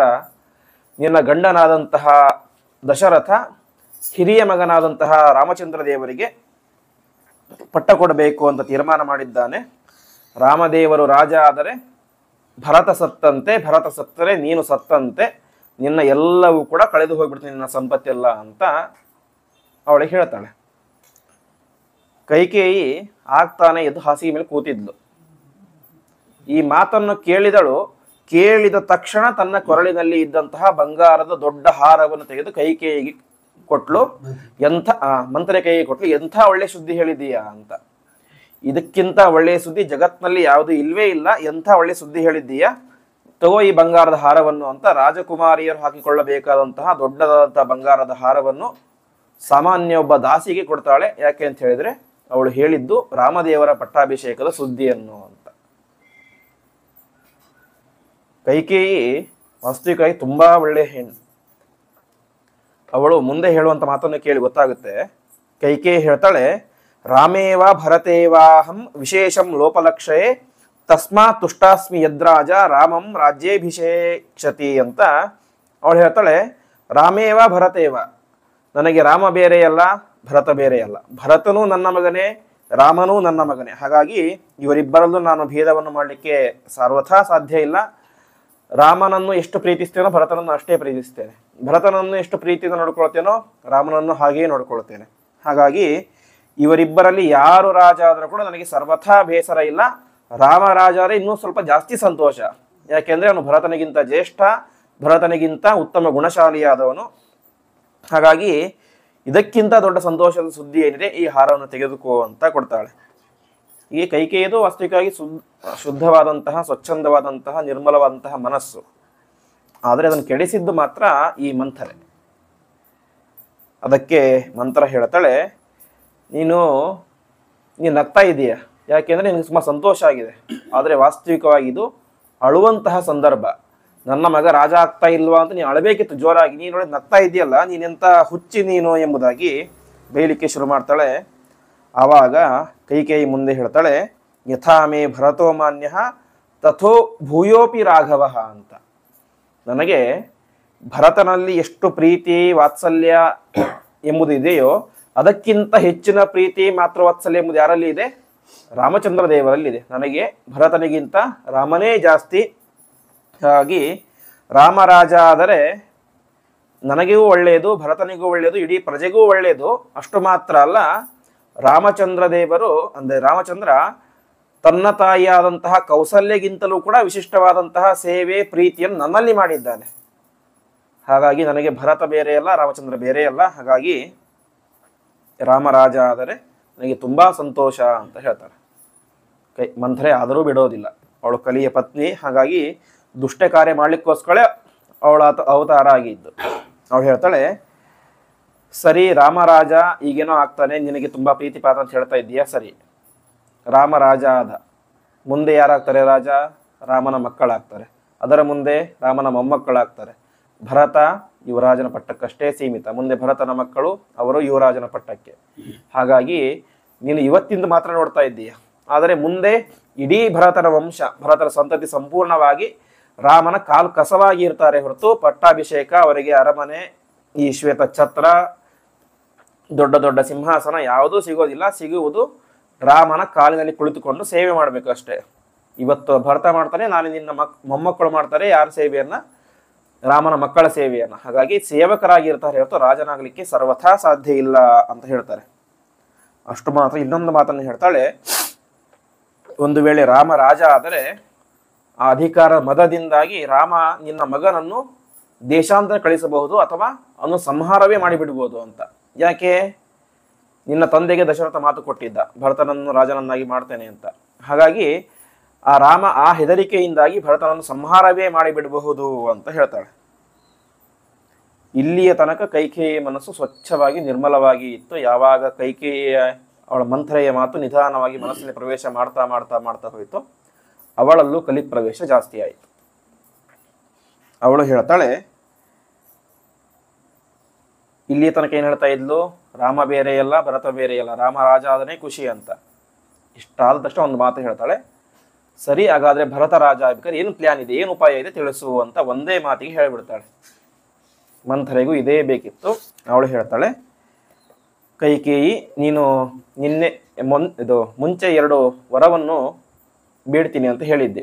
ದೇವಾಸುರರ ಯುದ್ಧ ಆಗಬೇಕಾಗಿತ್ತು, ಅವಾಗ ನೀನು ಸಹಾಯ ಮಾಡಿದ್ದು ದಶರಥನಿಗೆ. ಹಾಗಾಗಿ 2 ವರವನ್ನು ನಾನು ಯಾವಾಗ ಬೇಕಾವಾಗ ಕೇಳ್ತೀನಿ ಅಂತ ಹೇಳಿದ್ದೆ. ಈಗ ಆ ವರವನ್ನು ಯೂಸ್ ಮಾಡ್ಕೋ ಅಂತ. ಕೈಕೇಯಿಗೆ ಅದನ್ನು ಹೇಗೆ ಯೂಸ್ ಮಾಡ್ಕೊಂತ ಕೂಡ ಗೊತ್ತಿರಲಿಲ್ಲ. ಎಲ್ಲ ಉಪದೇಶ ಯಾರದು? ಮಂಥರೆದ್ದು. ಕೈಕೇಯಿ ಸುಮ್ಮನೆ ಒಂದು ಆಟದ ಗೊಂಬೆ ಅಷ್ಟೆ. ಸರಿ ಏನು ಕೇಳಲಿ ಅಂತ ಕೇಳ್ತಾಳೆ. ಆವಾಗ ಮೊದಲನೇ ವರ, ನನ್ನ ಮಗನಾದಂತಹ ಭರತ ರಾಜ ಆಗಬೇಕು. 2ನೇ ವರ, ರಾಮ 14 ವರ್ಷಗಳ ಕಾಲ ಕಾಡಿಗೆ ಹೋಗಬೇಕು ಅಂತ ಕೈಕೇಯಿಗೆ ಒಂಥರ ಹೇಳ್ತಾಳೆ. ಇಷ್ಟಾದ ತಕ್ಷಣ ಮತ್ತೆ ಸಿಟ್ಟು ಬರುತ್ತೆ ಯಾರಿಗೆ? ಕೈಕೇಯಿಗೆ. ಅಲ್ಲ ಮಂಥರೆ, ಭರತ ರಾಜ ಆದರೆ ಸಾಕು, ರಾಮ ಯಾಕೆ ಕಾಡಿಗೆ ಹೋಗ್ಬೇಕು? ರಾಮ ಇಲ್ಲೇ ಇರಲಿ, ಅವನಿಗೆ ಸಂತೋಷನೇ ಆಗುತ್ತೆ ಭರತ ರಾಜ ಆದರೆ. ಹಾಗಾಗಿ 2ನೇ ವರ ಬೇಡ, 1 ವರ ಮಾತ್ರ ಸಾಕು ಅಂತ. ಅದಕ್ಕೆ ಮತ್ತೆ ಮಂಥರೆ ಹೇಳ್ತಾಳೆ, ನಿನಗೆ ಬುದ್ಧಿನೇ ಇಲ್ಲ, ನೀನು ದೊಡ್ಡ ಹುಚ್ಚಿ. ಯಾಕೆಂದ್ರೆ ರಾಮ ಇಲ್ಲಿಯೇ ಒಂದು ವೇಳೆ ಇದ್ರೆ ಭರತನಿಗೆ ಪಟ್ಟಾಭಿಷೇಕ ಆಗಲಿಕ್ಕೆ ಸಾಧ್ಯನೇ ಇಲ್ಲ ಅಂತ. ಯಾಕೆಂದ್ರೆ ರಾಮ ಒಪ್ಕೊಳ್ಬೋದು, ದಶರಥ ಒಪ್ಕೊಳ್ಬೋದು, ನೀನು ಒಪ್ಕೊಳ್ಬೋದು, ನಾನು ಒಪ್ಕೋಬೋದು, ಆದರೆ ರಾಜ್ಯದ ಸಮಸ್ತ ಪ್ರಜೆಗಳು ಒಪ್ಪಿಕೊಳ್ಳಿಕ್ಕೆ ಸಾಧ್ಯನೇ ಇಲ್ಲ ಅಂತ. ಯಾಕೆಂದ್ರೆ ರಾಜ್ಯದ ಸಮಸ್ತ ಪ್ರಜೆಗಳಿಗೆ ಇರುವಂತಹ ಒಂದೇ ಒಂದು ಅಭಿಪ್ರಾಯ, ನಮ್ಮ ರಾಜ ಆದರೆ ರಾಮನೇ ಆಗಬೇಕು, ಈ ಭರತ ಶತ್ರುಘ್ನ ಯಾರೂ ಕೂಡ ಬೇಡೇ ಬೇಡ ಅಂತ ಪ್ರಜೆಗಳ ಅಭಿಪ್ರಾಯ ಇದೆ. ಹಾಗಾಗಿ ಒಂದು ವೇಳೆ ರಾಮ ಇಲ್ಲೇ ಇದ್ರೆ ಏನಾಗುತ್ತೆ? ಭರತನ ಪಟ್ಟಾಭಿಷೇಕ ಆಗಲಿಕ್ಕೆ ಪ್ರಜೆಗಳು ಬಿಡೋದಿಲ್ಲ, ರಾಮ ಬಿಟ್ಟರು ಪ್ರಜೆಗಳು ಬಿಡೋದಿಲ್ಲ. ಹಾಗಾಗಿ ಸುಸೂತ್ರವಾಗಿ ಯಾವುದೇ ರೀತಿಯ ಗದ್ದಲ ಇಲ್ಲದಂತೆ ಭರತನ ಪಟ್ಟಾಭಿಷೇಕ ಆಗಬೇಕು ಅಂತ ಹೇಳಿದರೆ ನೀನು ಮೊಟ್ಟ ಮೊದಲು ರಾಮನನ್ನು ಕಾಡಿಗೆ ಕಳಿಸು, ಆಮೇಲೆ ಪಟ್ಟಾಭಿಷೇಕ ಆಗುತ್ತೆ ಅಂತ ಹೇಳ್ತಾಳೆ. ಆವಾಗ ಕೈಕೇಯಿಗೆ ಕೂಡ ಸರಿ ಅಂತ ಅನಿಸುತ್ತೆ. ಕೈಕೇಯಿಯ ತಲೆ ಇಲ್ಲಿಗೆ ಸಂಪೂರ್ಣವಾಗಿ ಕಿಟ್ಟು ಹೋಗ್ಬಿಟ್ಟಿತ್ತು. ಸರಿ, ಅವಳು ಹೇಳ್ತಾಳೆ, ಮಂಥರೆ ನೀವೆಲ್ಲ ನೋಡಿರ್ತೀರಿ, ಮಂಥರೆ ಫೋಟೋ ಅಥವಾ ಯಾವ್ದು ಚಲನಚಿತ್ರಗಳಲ್ಲಿ, ಧಾರಾವಾಹಿಗಳಲ್ಲಿ. ಸೊ ಬೆನ್ನು ಬಾಗಿರುತ್ತೆ, ಅದ್ರ ಮೇಲೆ ಡುಬ್ಬ ಬಂದಿರುತ್ತೆ, ಒಂದು ರೀತಿ ಗೂನು ಬೆನ್ನು ಅಂತ. ಅವಳು ಅದನ್ನು ಸವರಿ ಹೇಳ್ತಾಳೆ, ಮಂಥರೆ ಎಷ್ಟು ಚೆನ್ನಾಗಿದೆ ನಿನ್ನ, ಕೈಕೇಯಿ ಹೇಳ್ತಾಳೆ, ಎಷ್ಟು ಚೆನ್ನಾಗಿದೆ ನಿನ್ನ ಗೂನು ಬೆನ್ನು, ನಾಳೆ ನಾನು ಮಹಾರಾಣಿಯಾದ ನಂತರ ನಿನ್ನ ಈ ಬೆನ್ನಿನ ಡುಬ್ಬಕ್ಕೆ ಬಂಗಾರದ ಕವಚವನ್ನು ಮಾಡಿ ಹಾಕಿಸ್ತೇನೆ ಅಂತ ಹೇಳ್ತಾಳೆ. ಇಲ್ಲಿಯ ತನಕ ನೀನು ದೊಡ್ಡ ಅರಿಷ್ಟ ಹಾಗೆ ಹೀಗೆ ಅಂತ ಬೈತಾ ಇದ್ದಂತಹ ಕೈಕೇಯಿ ಮಂಥರೆಗೆ ಹೇಳ್ತಾಳೆ, ನಿನ್ನ ಬೆನ್ನಿನ ಡುಬ್ಬಕ್ಕೆ ಬಂಗಾರದ ಕವಚವನ್ನು ಮಾಡಿ ಹಾಕಿಸ್ತೇನೆ ಅಂತ ಹೇಳ್ತಾಳೆ. ಅಭಿಷಿಕ್ತೇ ಚ ಭರತೆ ರಾಘವೇ ಚ ವನಂ ಗತೆ ಜಾತ್ಯೇನ ಸುವರ್ಣೇನ ಸುನಿಷ್ಠಪ್ತೇನ ಮಂಥರೆ ಅಂತ ನಾನು ನಾಳೆ ರಾಜ ಮಾತೆ ಆಗ್ತೇನೆ, ಬೇಕಾದಷ್ಟು ಬಂಗಾರ ಎಲ್ಲ ಸಿಗುತ್ತೆ, ನಿನಗೆ ಕವಚ ಮಾಡಿ ಹಾಕಿಸ್ತೇನೆ ಅಂತ ಹೇಳ್ತಾಳೆ. ಹೀಗೆ ಎಲ್ಲ ಆಯಿತು. ಸರಿ, ಮುಂದೇನು ಮಾಡಲಿ ಅಂತ. ಈಗ ನೀನೇನೇನು ಮಾಡಬೇಡ, ನಿನ್ನ ಅಂತಃಪುರಕ್ಕೆ ಹೋಗು, ಮಲಗಿಕೊಂಡು ಯಾರು ಎಷ್ಟು ಎಬ್ಬಿಸಿದರೂ ಕೂಡ ಏಳ್ಲಿಕ್ಕೆ ಹೋಗಬೇಡ, ದಶರಥ ಮಹಾರಾಜನೇ ಬಂದು ಎಬ್ಬಿಸೋ ತನಕ ನೀನು ಕಣ್ಣು ಕೂಡ ಬಿಡಬೇಡ ಅಂತ ಮಂಥರೆ ಎಲ್ಲವನ್ನು ಕೂಡ ಉಪದೇಶ ಮಾಡ್ತಾಳೆ. ಸರಿ ಅಂತ ಹೋದ್ಲು. ದಶರಥ ಮಹಾರಾಜ ಬರುವ ತನಕ ಅಳತಾ ಆ ಒಂದು ಕುತ್ಕೊಂಡ್ಬಿಟ್ಟಿದ್ಲು ಅಂತಃಪುರದಲ್ಲಿ. ಯಾರು ಎಷ್ಟು ಪ್ರಯತ್ನ ಮಾಡಿದರೂ ಕೂಡ ಏಳಲಿಕ್ಕೆ ಸಾಧ್ಯ ಇಲ್ಲ. ಕೊನೆಗೆ ದಶರಥ ಮಹಾರಾಜ ತಾನಾಗಿ ಬರ್ತಾನೆ. ಯಾಕೆಂದ್ರೆ ಚಿಕ್ಕ ಹೆಂಡತಿ ಮುದ್ದಿನ ಹೆಂಡತಿ, ಹಾಗಾಗಿ ತಾನೇ ಬಂದು ಎಬ್ಬಿಸಬೇಕು ಅಂತ ಕೇಳ್ತಾನೆ. ಎಷ್ಟು ಹೇಳಿದರೂ ಕೂಡ ಅವಳು ಏನು ಕೂಡ ಒಪ್ಕೊಳ್ಳೋದೇ ಇಲ್ಲ. ಸರಿ, ನಿನಗೆ ಏನು ಬೇಕು ಕೇಳು, ಅದನ್ನು ಕೊಡ್ತೇನೆ, ಅವಾಗ ಅಳು ನಿಲ್ಲಿಸ್ತೀಯಾ ಅಂತ ತಕ್ಷಣ ಎದ್ದು ನಿಲ್ತಾಳೆ. ಹೌದಾ, ಹಾಗಾದ್ರೆ 2 ವರವನ್ನು ಕೊಡ್ತೀನಿ ಅಂತ ಹೇಳಿದ್ರಿ, ಆ 2 ವರವನ್ನು ಇವತ್ತು ಕೊಡಿ ಅಂತ. ಅಯ್ಯೋ ಅಷ್ಟೇನಾ, ಏನ್ ಬೇಕೋ ಕೇಳು ಅಂತ ದಶರಥ ಮಹಾರಾಜ ಸಲೀಸಾಗಿ ಹೇಳ್ಬಿಡ್ತಾನೆ. ಅದಕ್ಕೆ ಹೌದಾ ಸರಿ, ಮೊದಲ ವರ ನನ್ನ ಮಗನಾದಂತಹ ಭರತ ರಾಜ ಆಗಬೇಕು, 2ನೇ ವರ 14 ವರ್ಷಗಳ ಕಾಲ ರಾಮಚಂದ್ರ ಕಾಡಿಗೆ ಹೋಗಬೇಕು ಅಂತ. ಇಲ್ಲಿಯ ತನಕ ನಗನಗ್ತಾ ಇದ್ದಂತಹ ದಶರಥ ಮಹಾರಾಜ ಒಂದೇ ಕ್ಷಣಕ್ಕೆ ಕುಸಿದು ಕೆಳಗಡೆ ಬಿದ್ದು ಬಿಡ್ತಾನೆ. ಏನ್ ಕೈಕಿ ಈ ರೀತಿ ಮಾತಾಡ್ತಾ ಇದ್ದೀಯಾ ನೀನು ಅಂತ. ನಾನು ಇಷ್ಟು ವರ್ಷಗಳಿಂದ ನಿನ್ನನ್ನು ನೋಡ್ತಾ ಇದ್ದೇನೆ, ರಾಮಚಂದ್ರ ದೇವರು ಹುಟ್ಟಿದಾಗಿನಿಂದ ಎತ್ತಿ ಮುದ್ದಾಡಿಸಿ ನೀನೇ ಅವನಿಗೆ ತಾಯಿಯಾಗಿ ಅವನನ್ನು ಬೆಳೆಸಿದ್ದೀಯಾ. ಅಂತಹ ನೀನು ಇವತ್ತು ರಾಮಚಂದ್ರ ದೇವರು ಕಾಡಿಗೆ ಹೋಗ್ಬೇಕು ಅಂತ ಹೇಳ್ತಾ ಇದ್ದೀನಿ, ನಿನಗೇನಾಗಿದೆ, ಬುದ್ಧಿ ಕೆಟ್ಟಿದೇನಾ ಅಂತ ಹೇಳ್ತಾರೆ. ಕೊನೆಗೆ ಎಲ್ಲಿಗೆ ದಶರಥ ಮಹಾರಾಜರು ಹೋಗ್ತಾನೆ ಅಂತ ಹೇಳಿದ್ರೆ, ಪಾದೋ ಚಾಪಿ ಸ್ಪೃಶಾಮಿತೆ ಅಂತ, ನಿನ್ನ ಕಾಲು ಮುಟ್ಟಿ ನಮಸ್ಕಾರ ಮಾಡ್ತೇನೆ ಅಂತ ಹೆಂಡತಿಯ ಕಾಲು ಮುಟ್ಟಿ ನಮಸ್ಕಾರ ಮಾಡ್ತಾನೆ ದಶರಥ ಮಹಾರಾಜ. ಅಷ್ಟಾದರೂ ಕೂಡ ಕೈಕೇಯಿ, ರಾಜ ಆದರೆ ಭರತ, ಇಲ್ಲದೆ ಹೋದರೆ ನೀನೇನಾಗ್ತೀಯ, ವಚನಭ್ರಷ್ಟನಾಗ್ತೀಯ ಅಂತ. ಯಾಕೆ, ವರವನ್ನು ಕೊಡ್ತೀನಿ ಅಂತ ಹೇಳಿದ್ದೆ, ವರವನ್ನು ಕೇಳಿದ್ದೇನೆ, ವರವನ್ನು ಕೊಡುವುದು ರಾಜರ ಧರ್ಮ. ಅದರಲ್ಲೂ ನಿನ್ನ ವಂಶ ಸೂರ್ಯ ವಂಶ, ದೊಡ್ಡ ದೊಡ್ಡ ಮಹಾರಾಜರು ಚಕ್ರವರ್ತಿಗಳು ಬಂದಂತಹ ದೊಡ್ಡ ವಂಶ. ದಿಲೀಪ, ಭಗೀರಥನಂತಹ ದೊಡ್ಡ ದೊಡ್ಡ ಸಗರ ಯಾರು, ಸಾಗರವನ್ನೇ ನಿರ್ಮಾಣ ಮಾಡಿದವರು. ಇವತ್ತು ನಾವು ಸಮುದ್ರಗಳಿಗೆಲ್ಲ ಸಾಗರ ಅಂತ ಕರಿತೇವೆ. ಅದು ಹೇಗೆ ನಿರ್ಮಾಣ ಆಯಿತು ಅಂತ ಹೇಳಿದ್ರೆ, ಆ ಸಗರನ 60,000 ಜನ ಮಕ್ಕಳು ತಮ್ಮ ಅಶ್ವಮೇಧದ ಕುದುರೆಯನ್ನು ಹುಡ್ಕೊಂಡು ಬರಬೇಕು ಅಂತ ಹೊರಟರು. ಅಶ್ವಮೇಧದ ಕುದುರೆ ಇದ್ದದ್ದಲ್ಲಿ ಪಾತಾಳ ಲೋಕದಲ್ಲಿ, ಕಪಿಲ ಮುನಿಯ ಹತ್ತಿರ. ಅಲ್ಲಿಗೆ ಹೋಗಬೇಕು ಅಂತ ಹೇಳಿದ್ರೆ ಭೂಮಿಯನ್ನು ಅಗಿಬೇಕು. 60,000 ಜನ ಸಗರದ ಮಕ್ಕಳು ಭೂಮಿಯನ್ನು ಅಗೆದು ಕುದುರೆಯನ್ನು, ಆಮೇಲೆ ಎಲ್ಲ ಆಯಿತು. ಅವರು ಸುಟ್ಟು ಹೋದರು. ಕೊನೆಗೆ ಭಗೀರಥ ಮಹಾರಾಜ ಅದೆಲ್ಲ ಉದ್ಧಾರ ಮಾಡಿದ. ಅವರು ಪಾತಾಳ ಲೋಕಕ್ಕೆ ಹೋಗಬೇಕು ಅಂತ ಭೂಮಿಯನ್ನು ಅಗದರಲ್ಲ, ಅಲ್ಲಿಯೇ ನೀರು ನಿಂತ್ಕೊಂಡು ಅದೇ ಏನಾಯಿತು, ಸಾಗರ ಅಂತ ಕಾಯ್ತಾ ಆಯ್ತು ಅಂತ ಹೇಳ್ತಾರೆ. ಅಂತಹ ದೊಡ್ಡ ವಂಶದಲ್ಲಿ ಬಂದಂತಹ ರಾಜ ನೀನು ಒಂದು ಸಾಮಾನ್ಯ ಹೆಣ್ಣಿಗೆ ಅವಳ ಮಾತನ್ನು ನಡೆಸ್ಕೊಳ್ಳಿಕ್ಕೆ ಆಗ್ತಾ ಇಲ್ಲಲ್ಲ ಎಂಬಂತಹ ಅಪಕೀರ್ತಿ ನನಗೆ ಬರುತ್ತೆ ಅಂತ ಹೇಳ್ತಾರೆ. ಒಂದು ಮಾತು, ಸಂಭಾವಿತಸ್ಯ ಚಾಕೀರ್ತಿ ಮರಣಾದ್ ಅತಿರಿಚ್ಯತೆ ಅಂತ. ಒಬ್ಬ ಯೋಗ್ಯ ಸಂಭಾವಿತನಾದಂತಹ ಮನುಷ್ಯ, ರಾಜ, ಯಾರೇ ಆಗಲಿ, ಅವನಿಗೆ ಮರಣ ಬಂದರೂ ಚಿಂತೆ ಇಲ್ಲ, ಅಪಕೀರ್ತಿ ಬರಬಾರದು, ಅದು ಮರಣಕ್ಕಿಂತ ದೊಡ್ಡದು ಅಂತ. ಹಾಗಾಗಿ ಅಂತಹ ಅಪಕೀರ್ತಿ ನಿನಗೆ ಬರುತ್ತೆ, ಹುಷಾರು ಅಂತ. ಎಷ್ಟೆಲ್ಲ ಪ್ರಯತ್ನ ಮಾಡ್ತಾನೆ, ಕೈಗೆ ನಮಸ್ಕಾರ ಮಾಡ್ತಾನೆ, ಕಾಲಿಗೆ ಬಿದ್ದು ನಮಸ್ಕಾರ ಮಾಡ್ತಾನೆ, ಭೂಮಿಯಲ್ಲಿ ಹೊರಳಾಡ್ತಾನೆ, ಎಷ್ಟು ಬೀರಿದರೂ ಕೂಡ ಸಾಧ್ಯನೇ ಇಲ್ಲ. ಕೊನೆಗೆ ದಶರಥ ಅನಿವಾರ್ಯವಾಗಿ ಹೆಂಡತಿಯ ಮೇಲಿನ ಪ್ರೀತಿ, ತನ್ನ ಮೇಲಿನ ಅಪಕೀರ್ತಿ ಎಂಬಂತಹ ಒಂದು ಬೇಸರದಿಂದಾಗಿ ಸರಿ ಅಂತ ಒಪ್ಕೊಳ್ತಾನೆ.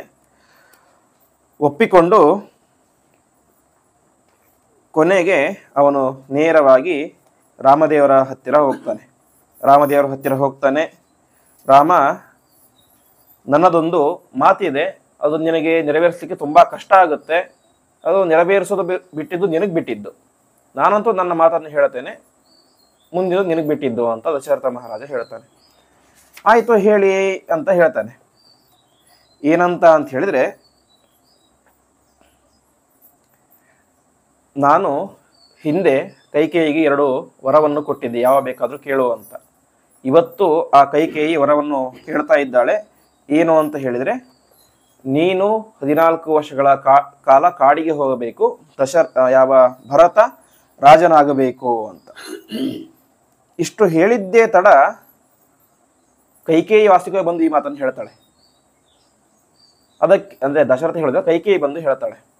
ಅದಕ್ಕೆ ಹೇಳ್ತಾನೆ, ಅಲ್ಲಮ್ಮ ನೀನು ಯಾಕೆ ವೇಸ್ಟ್ ಮಾಡ್ಕೊಂಡಿದ್ದೀನಿ 2 ವಾರ ಅಂತ. ನೀನು ನೇರವಾಗಿ ನನ್ನ ಹತ್ರ ಬಂದು ರಾಮ ನೀನು ಕಾಡಿಗೆ ಹೋಗಪ್ಪ, ನನ್ನ ಮಗ ರಾಜ ಆಗ್ತಾನೆ ಅಂತ ಹೇಳಿ ನಾನು ಒಪ್ಕೊಂಡೇ ಬಿಡ್ತಿದ್ದೆ.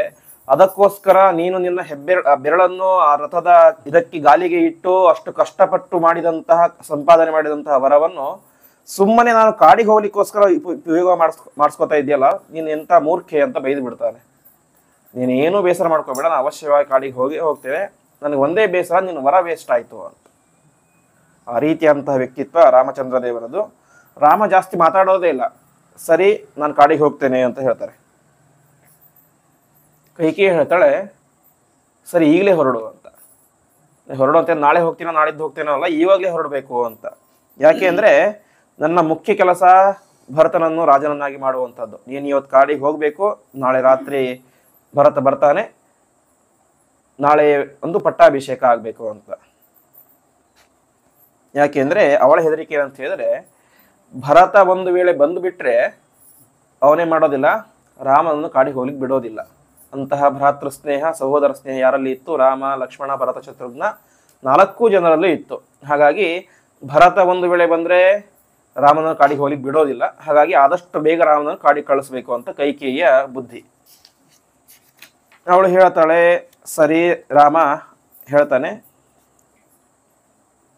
ಆಯಿತು ನಾನು ಕಾಡಿಗೆ ಹೋಗ್ತೇನೆ ಅಂತ. ಒಂದೇ ಒಂದು ಮಾತನ್ನು ಕೂಡ ಚಕಾರ ಎತ್ತೋದಿಲ್ಲ. ಯಾಕೆ ಹೋಗಬೇಕು, ನನ್ನ ರಾಜ್ಯಭಾರ ನಾನು ಮಾಡಬೇಕು, ನಾನು ಹಿರಿಯ, ನನ್ನ ಪಟ್ಟಾಭಿಷೇಕ ತೀರ್ಮಾನ ಆಗಿಬಿಟ್ಟಿದೆ, ಪ್ರಜೆಗಳಿಗೂ ಒಪ್ಪಿಗೆ ಇದೆ, ರಾಜನಿಗೂ ಒಪ್ಪಿಗೆ ಇದೆ, ಹಾಗೆ ಹೀಗತ್ತೆ ಏನೂ ಮಾತಾಡಲಿಲ್ಲ. ಸರಿ ಹಾಗೆ ಆಗಲಿ, ನಾನು ಹೋಗ್ತೇನೆ ಅಂತ ಹೇಳ್ತಾನೆ. ಅದಕ್ಕೆ ವಾಲ್ಮೀಕಿ ರಾಮಾಯಣದಲ್ಲಿ ಹೇಳ್ತಾರೆ, ರಾಮದೇವರಿಗೆ ಪಟ್ಟಾಭಿಷೇಕ ಮಾಡ್ತೇನೆ ಅಂತ ದಶರಥ ಮಹಾರಾಜ ಹೇಳಿದಾಗ ಅವನ ಮುಖದಲ್ಲಿ ಯಾವ ರೀತಿಯಾದಂತಹ ಮಂದಹಾಸ, ನಗು ಇತ್ತೋ, ಕಾಡಿಗೆ ಹೋಗು ಅಂತ ಹೇಳಿದಾಗಲೂ ಕೂಡ ಅದೇ ರೀತಿಯಾದ ಮಂದಹಾಸ ಇತ್ತು ಅಂತೆ. ಕೊನೆಗೆ ಕೌಸಲ್ಯಗೆ ವಿಚಾರ ಗೊತ್ತಾಗುತ್ತೆ, ರಾಮಚಂದ್ರ ದೇವರ ತಾಯಿಗೆ. ಅವಳು ಜೋರಾಗಿ ಹೇಳ್ತಾ ರಾಮನಿ ಕಾಡಿಗೆ ಹೋಗ್ಬೇಡ ಅಂತ ಹೇಳ್ತಾಳೆ. ರಾಮಚಂದ್ರ ಹೇಳ್ತಾನೆ, ಅಲ್ಲಮ್ಮ, ಲೋಕದಲ್ಲಿ ನಿಯಮ ಇದೆ, ತಂದೆ ತಾಯಿಗಳ ಮಾತನ್ನು ಪಾಲಿಸಬೇಕು ಅಂತ. ಹಾಗೆ ನನ್ನ ತಂದೆ ಮಾತು ಕೊಟ್ಟಿದ್ದಾನೆ, ನನಗೂ ಮಾತು ಹೇಳಿದ್ದಾನೆ, ಹಾಗಾಗಿ ನಾನು ಕಾಡಿಗೆ ಹೋಗ್ತೇನೆ ಅಂತ. ಅವಾಗ ಕೌಸಲ್ಯ ಹೇಳ್ತಾಳೆ, ನೀನೇನು ಹೇಳಿದಿ? ತಂದೆ ತಾಯಿಗಳ ಮಾತನ್ನು ಪಾಲಿಸಬೇಕು ಅಂತ. ತಂದೆಗಿಂತ ದೊಡ್ಡವಳು ಯಾರು? ಮಕ್ಕಳಿಗೆ ತಾಯಿ. ಹಾಗಾಗಿ ನಾನು ಮಾತು ಹೇಳ್ತಾ ಇದ್ದೇನೆ, ನೀನು ಇಲ್ಲೇ ಇರಬೇಕು ಅಂತ. ಅಷ್ಟೆಲ್ಲ ಹೇಳಿದರೂ ಕೂಡ ರಾಮದೇವರು ಒಪ್ಕೊಳ್ಳೋದೇ ಇಲ್ಲ. ನಾನು ಇಲ್ಲ, ತಂದೆ ಮೊದಲು ಮಾತು ಕೊಟ್ಟಾಗಿದೆ, ಅದಕ್ಕಿಂತ ಹೆಚ್ಚಾಗಿ ವರ, ಅದು ಮಾತು ಬೇರೆ ವರ ಬೇರೆ, ಹಾಗಾಗಿ ನಾನು ಕಾಡಿಗೆ ಹೋಗ್ತೇನೆ ಎಂಬುದಾಗಿ ತಾಯಿ ಎಷ್ಟು ತಡೀತಾ ಇದ್ದರೂ ಕೂಡ ಕಾಡಿಗೆ ಹೋಗ್ಲಿಕ್ಕೆ ಸಿದ್ಧ ಆಗ್ತೇನೆ. ಇಷ್ಟೆಲ್ಲ ವಿಚಾರ ಗೊತ್ತಾಗುತ್ತೆ ಯಾರಿಗೆ? ಲಕ್ಷ್ಮಣನಿಗೆ. ಹಿಂದೆ ಹೇಳಿದಂತೆ ಲಕ್ಷ್ಮಣ ಭಾರೀ ಕೋಪಿಷ್ಟ. ಅವನು ತನ್ನ ತಂದೆಯನ್ನೇ ಸಂಹಾರ ಮಾಡಬೇಕು ಅನ್ನುವಷ್ಟು ಕೋಪವನ್ನು ತಾಳಿ ಅವನು ತುಂಬಾ ಕಠೋರವಾದಂತಹ ಮಾತಿನಿಂದಾಗಿ ಕೈಕೇಯಿಗೆ, ದಶರಥನಿಗೆ ಬಾಯಿಗೆ ಬಂದ ರೀತಿಯಾಗಿ ಬೈತಾನೆ. ನೀನು ಒಬ್ಬ ಹೆಣ್ಣಿನ ಕುಲಕ್ಕೆ ನೀನು ದೊಡ್ಡ ಅವಮಾನ ಇದ್ದಂತೆ, ಕಳಂಕ ಇದ್ದಂತೆ. ಇಷ್ಟು ಒಳ್ಳೆಯ ರಾಮಚಂದ್ರನನ್ನು ನೀನು ಕಾಡಿಗೆ ಕಳಿಸ್ತಾ ಇದ್ದೀರ, ನಿನಗೆ ಮನಸ್ಸಾದರೂ ಹೇಗೆ ಬಂತು ಅಂತ ಅವನು ಬೈಲಿಕ್ಕೆ ಶುರು ಮಾಡ್ತಾನೆ. ಇಷ್ಟೆಲ್ಲ ಬೈತಾನೆ. ಕೊನೆಗೆ ತಂದೆಯ ಮೇಲೇನೆ ಆಕ್ರಮಣ ಮಾಡಲಿಕ್ಕೆ ಹೋಗ್ತಾನೆ. ಆವಾಗ ಅಲ್ಲಿಯೇ ಇದ್ದಂತಹ ರಾಮಚಂದ್ರ ತಡೀತಾರೆ. ನೀನು ಈ ರೀತಿಯಾಗಿ ಮಾಡೋದು ಸರಿಯಲ್ಲ ಎಂಬುದಾಗಿ ಅವನಿಗೆ ಬುದ್ಧಿವಾದವನ್ನೆಲ್ಲ ಹೇಳ್ತಾರೆ. ಸರಿ, ಕಾಡಿಗೆ ಹೋಗೋದು ಅಂತ ತೀರ್ಮಾನ ಆಯಿತು. ಕೊನೆಗೆ ಕೌಸಲ್ಯ ಹೇಳ್ತಾರೆ, ನಾನು ಕೂಡ ಕಾಡಿಗೆ ಬರ್ತೇನೆ ಅಂತ. ಆವಾಗ ರಾಮಚಂದ್ರ ದೇವರು ಹೇಳ್ತಾರೆ, ನನ್ನ ತಂದೆಗೆ ವಯಸ್ಸಾಗಿದೆ, ಅರ್ಥಾತ್ ನಿನ್ನ ಗಂಡನಿಗೆ ವಯಸ್ಸಾಗಿದೆ. ಒಂದು ಹೆಣ್ಣಿನ ಶ್ರೇಷ್ಠ ಧರ್ಮ ಅಂತೇಳಿ ಗಂಡನ ಜೊತೆಗೆ ಇರೋದು, ಹಾಗಾಗಿ ನೀನು ಕಾಡಿಗೆ ಬರೋದು ಸರಿಯಲ್ಲ, ನೀನು ಇಲ್ಲೇ ಇರು ಅಂತ ಹೇಳ್ತಾರೆ. ಸರಿ, ಕೌಸಲ್ಯ ಒಪ್ಕೊಳ್ತಾಳೆ. ಈ ಕಡೆ ಸೀತೆಗೆ ಭಾರಿ ಸಂಭ್ರಮ. ಅವಳಿಗಿನ್ನೂ ವಿಚಾರ ಗೊತ್ತಿಲ್ಲ. ನಾಳೆ ನನ್ನ ಗಂಡನ ಪಟ್ಟಾಭಿಷೇಕ ಆಗತ್ತೆ, ನನ್ನ ಗಂಡ ಇಡೀ ಅಯೋಧ್ಯೆಗೆ, ಸಾಕೇತ ರಾಜ್ಯಕ್ಕೆ ರಾಜನಾಗ್ತಾನೆ, ನಾನು ಯುವರಾಣಿ ಆಗ್ತೇನೆ ಎನ್ನುವಂಥ ಸಂಭ್ರಮ. ಪಾಪ ಇನ್ನು ಪುಟ್ಟ ಹುಡುಗಿ, 16-17 ವರ್ಷದ ಹುಡುಗಿ, ಭಾರಿ ಸಂಭ್ರಮ. ಒಳ್ಳೆ ಆಭರಣ ಹಾಕೊಳ್ಳೋದು, ಆ ರೀತಿಯೆಲ್ಲ ಕೆಲಸ ಮಾಡ್ತಾ ಇರ್ತಾಳೆ. ನೇರವಾಗಿ ರಾಮಚಂದ್ರ ದೇವರು ಸೀತಾದೇವಿಯ ಅಂತಃಪಟ್ಟಣಕ್ಕೆ ಹೋಗ್ತಾರೆ. ಸೀತೆ ಅಲ್ಲಿನೋ ಆಭರಣ ಎಲ್ಲ ಹಾಕೊಳ್ತಾ ಇರ್ತಾಳೆ. ನಾಳೆ ನಾನು ಮಹಾರಾಣಿ ಆಗ್ತೇನೆ ಅಂತ ಸಂಭ್ರಮದಲ್ಲಿ ಇರ್ತಾಳೆ. ಸೀತೆ ರಾಮದೇವರ ಮುಖವನ್ನು ನೋಡ್ತಾಳೆ, ಏನೋ ಬೇಸರ ಇರುತ್ತೆ. ರಾಮದೇವರಿಗೆ ಯಾಕೆ ಬೇಸರ ಇತ್ತು ಅಂತ ಹೇಳಿದ್ರೆ, ತಾನು ಕಾಡಿಗೆ ಹೋಗ್ತಿರೋದು ಬೇಸರ ಅಲ್ಲ, ಈ ವಿಚಾರವನ್ನು ಸೀತೆ ಹೇಳಬೇಕಲ್ಲ ಅನ್ನುವಂತಹ ಬೇಜಾರು. ಸೀತೆ ನೋಡ್ತಾಳೆ, ಏನು ನಿಮ್ಮ ಮುಖದಲ್ಲಿ ಯಾಕೋ ಬೇಸರ ಇದೆ, ನಾಳೆ ರಾಜ ಆಗ್ತಾ ಇದ್ದೀರಾ, ಪಟ್ಟಾಭಿಷೇಕ ಆಗ್ತಾ ಇದೆ, ಮುಖದಲ್ಲಿ ನಗು ಇರಬೇಕು, ಯಾಕೆ ಈ ರೀತಿ ಇದೆ ಅಂತ. ರಾಮದೇವರು ಹೇಳ್ತಾರೆ, ಇಲ್ಲ, ನನ್ನ ತಂದೆ ಈ ರೀತಿಯಾಗಿ ಕೈಕೇಯಿಗೆ ವರವನ್ನು ಕೊಟ್ಟಿದ್ದರು, ಅದರ ಪ್ರಕಾರವಾಗಿ ನಾನು ಕಾಡಿಗೆ ಹೋಗಬೇಕು, ಭರತ ರಾಜ ಆಗ್ತಾನೆ ಅಂತ. ಈ ಸಂದರ್ಭದಲ್ಲಿ ಇನ್ನೊಂದು ಮಾತನ್ನು ಹೇಳ್ತಾನೆ, ಸರಿ ನಾನು ಕಾಡಿಗೆ ಹೋಗ್ತೇನೆ, ನೀನು ಮುಂದೆ ಎಲ್ಲಿರಬೇಕು, ಅಯೋಧ್ಯೆಯಲ್ಲಿ ಇರಬೇಕು. ಇದ್ದಾಗ ಯಾವ ಯಾವ ರೀತಿ ನಿನ್ನ ವರ್ತನೆ ಇರಬೇಕು, ನನ್ನನ್ನು ಕಾಡಿಗೆ ಕಳಿಸಿದ್ದಾನೆ ಅಂತ ಯಾರ ಮೇಲೆ, ದಶರಥ ಮೇಲೆ ಸಿಟ್ಟು ಮಾಡ್ಕೊಳ್ಬಾರ್ದು. ಎಷ್ಟಿದ್ದರೋ ಅವನು ನಿನಗೆ ಮಾವ, ಅವರ ಸೇವೆಯನ್ನು ಮಾಡ್ಕೊಳ್ಬೇಕು. ಕೈಕೇಯಿ ವರವನ್ನು ಕೇಳಿದಳು ಅಂತ ಅವಳ ಮೇಲೆ ಸಿಟ್ಟು ಮಾಡ್ಕೊಳ್ಬೇಡ. ಅವಳನ್ನು, ಕೌಸಲ್ಯನ್ನು, ನಿನ್ನ ಅತ್ತೆಯನ್ನು ಯಾವ ರೀತಿಯಾಗಿ ನೋಡ್ಕೊಳ್ತೀಯೋ ಅಷ್ಟೇ ಪ್ರೀತಿಯನ್ನು ನೋಡ್ಕೊಳ್ಬೇಕು. ಇದಕ್ಕಿಂತ ಪ್ರಧಾನವಾಗಿ ಭರತ ನಿನ್ನ ಮುಂದೆ ಬಂದಾಗ ನಗ್ನಗ್ತಾ ಮಾತಾಡಬೇಕು ಅಂತ. ಇವ್ ನನ್ನನ್ನು ಕಾಡಿಗೆ ಕಳಿಸ್ಬಿಟ್ಟ, ಇವ್ ರಾಜ ಆಗ್ಬಿಟ್ಟ, ನನ್ನ ಗಂಡನಿಗೆ ದ್ರೋಹ ಮಾಡಿದ ಅಂತ ಭರತನ ಮೇಲೆ ಯಾವತ್ತೂ ನೀನು ಸಿಟ್ಟಾಗಬಾರ್ದು. ನಾನು ಇದ್ದಾಗ ಯಾವ ರೀತಿಯಾಗಿ ನಗ್ನಗ್ತಾ ಅರಮನೆಯಲ್ಲಿ ಎಲ್ಲಾ ಕಡೆ ಓಡಾಡ್ತಾ ಇದೆಯೋ, ಮಾತಾಡ್ತಾ ಇದೆಯೋ, ನಾನು ಹೋದ ಮೇಲೂ ಕೂಡ ಅದೇ ರೀತಿಯಾಗಿರಬೇಕು 14 ವರ್ಷಗಳ ಕಾಲ. ನಾನು ಆಮೇಲೆ ಮತ್ತೆ ವಾಪಸ್ ಬರ್ತೇನೆ ಅಂತ. ಈ ಸಂದರ್ಭದಲ್ಲಿ ಸೀತಾದೇವಿ ಒಂದು ಮಾತು ಹೇಳ್ತಾಳೆ, ನಿಮ್ಮ ಉಪದೇಶ ನನಗೆ ಬೇಕಾಗಿಲ್ಲ.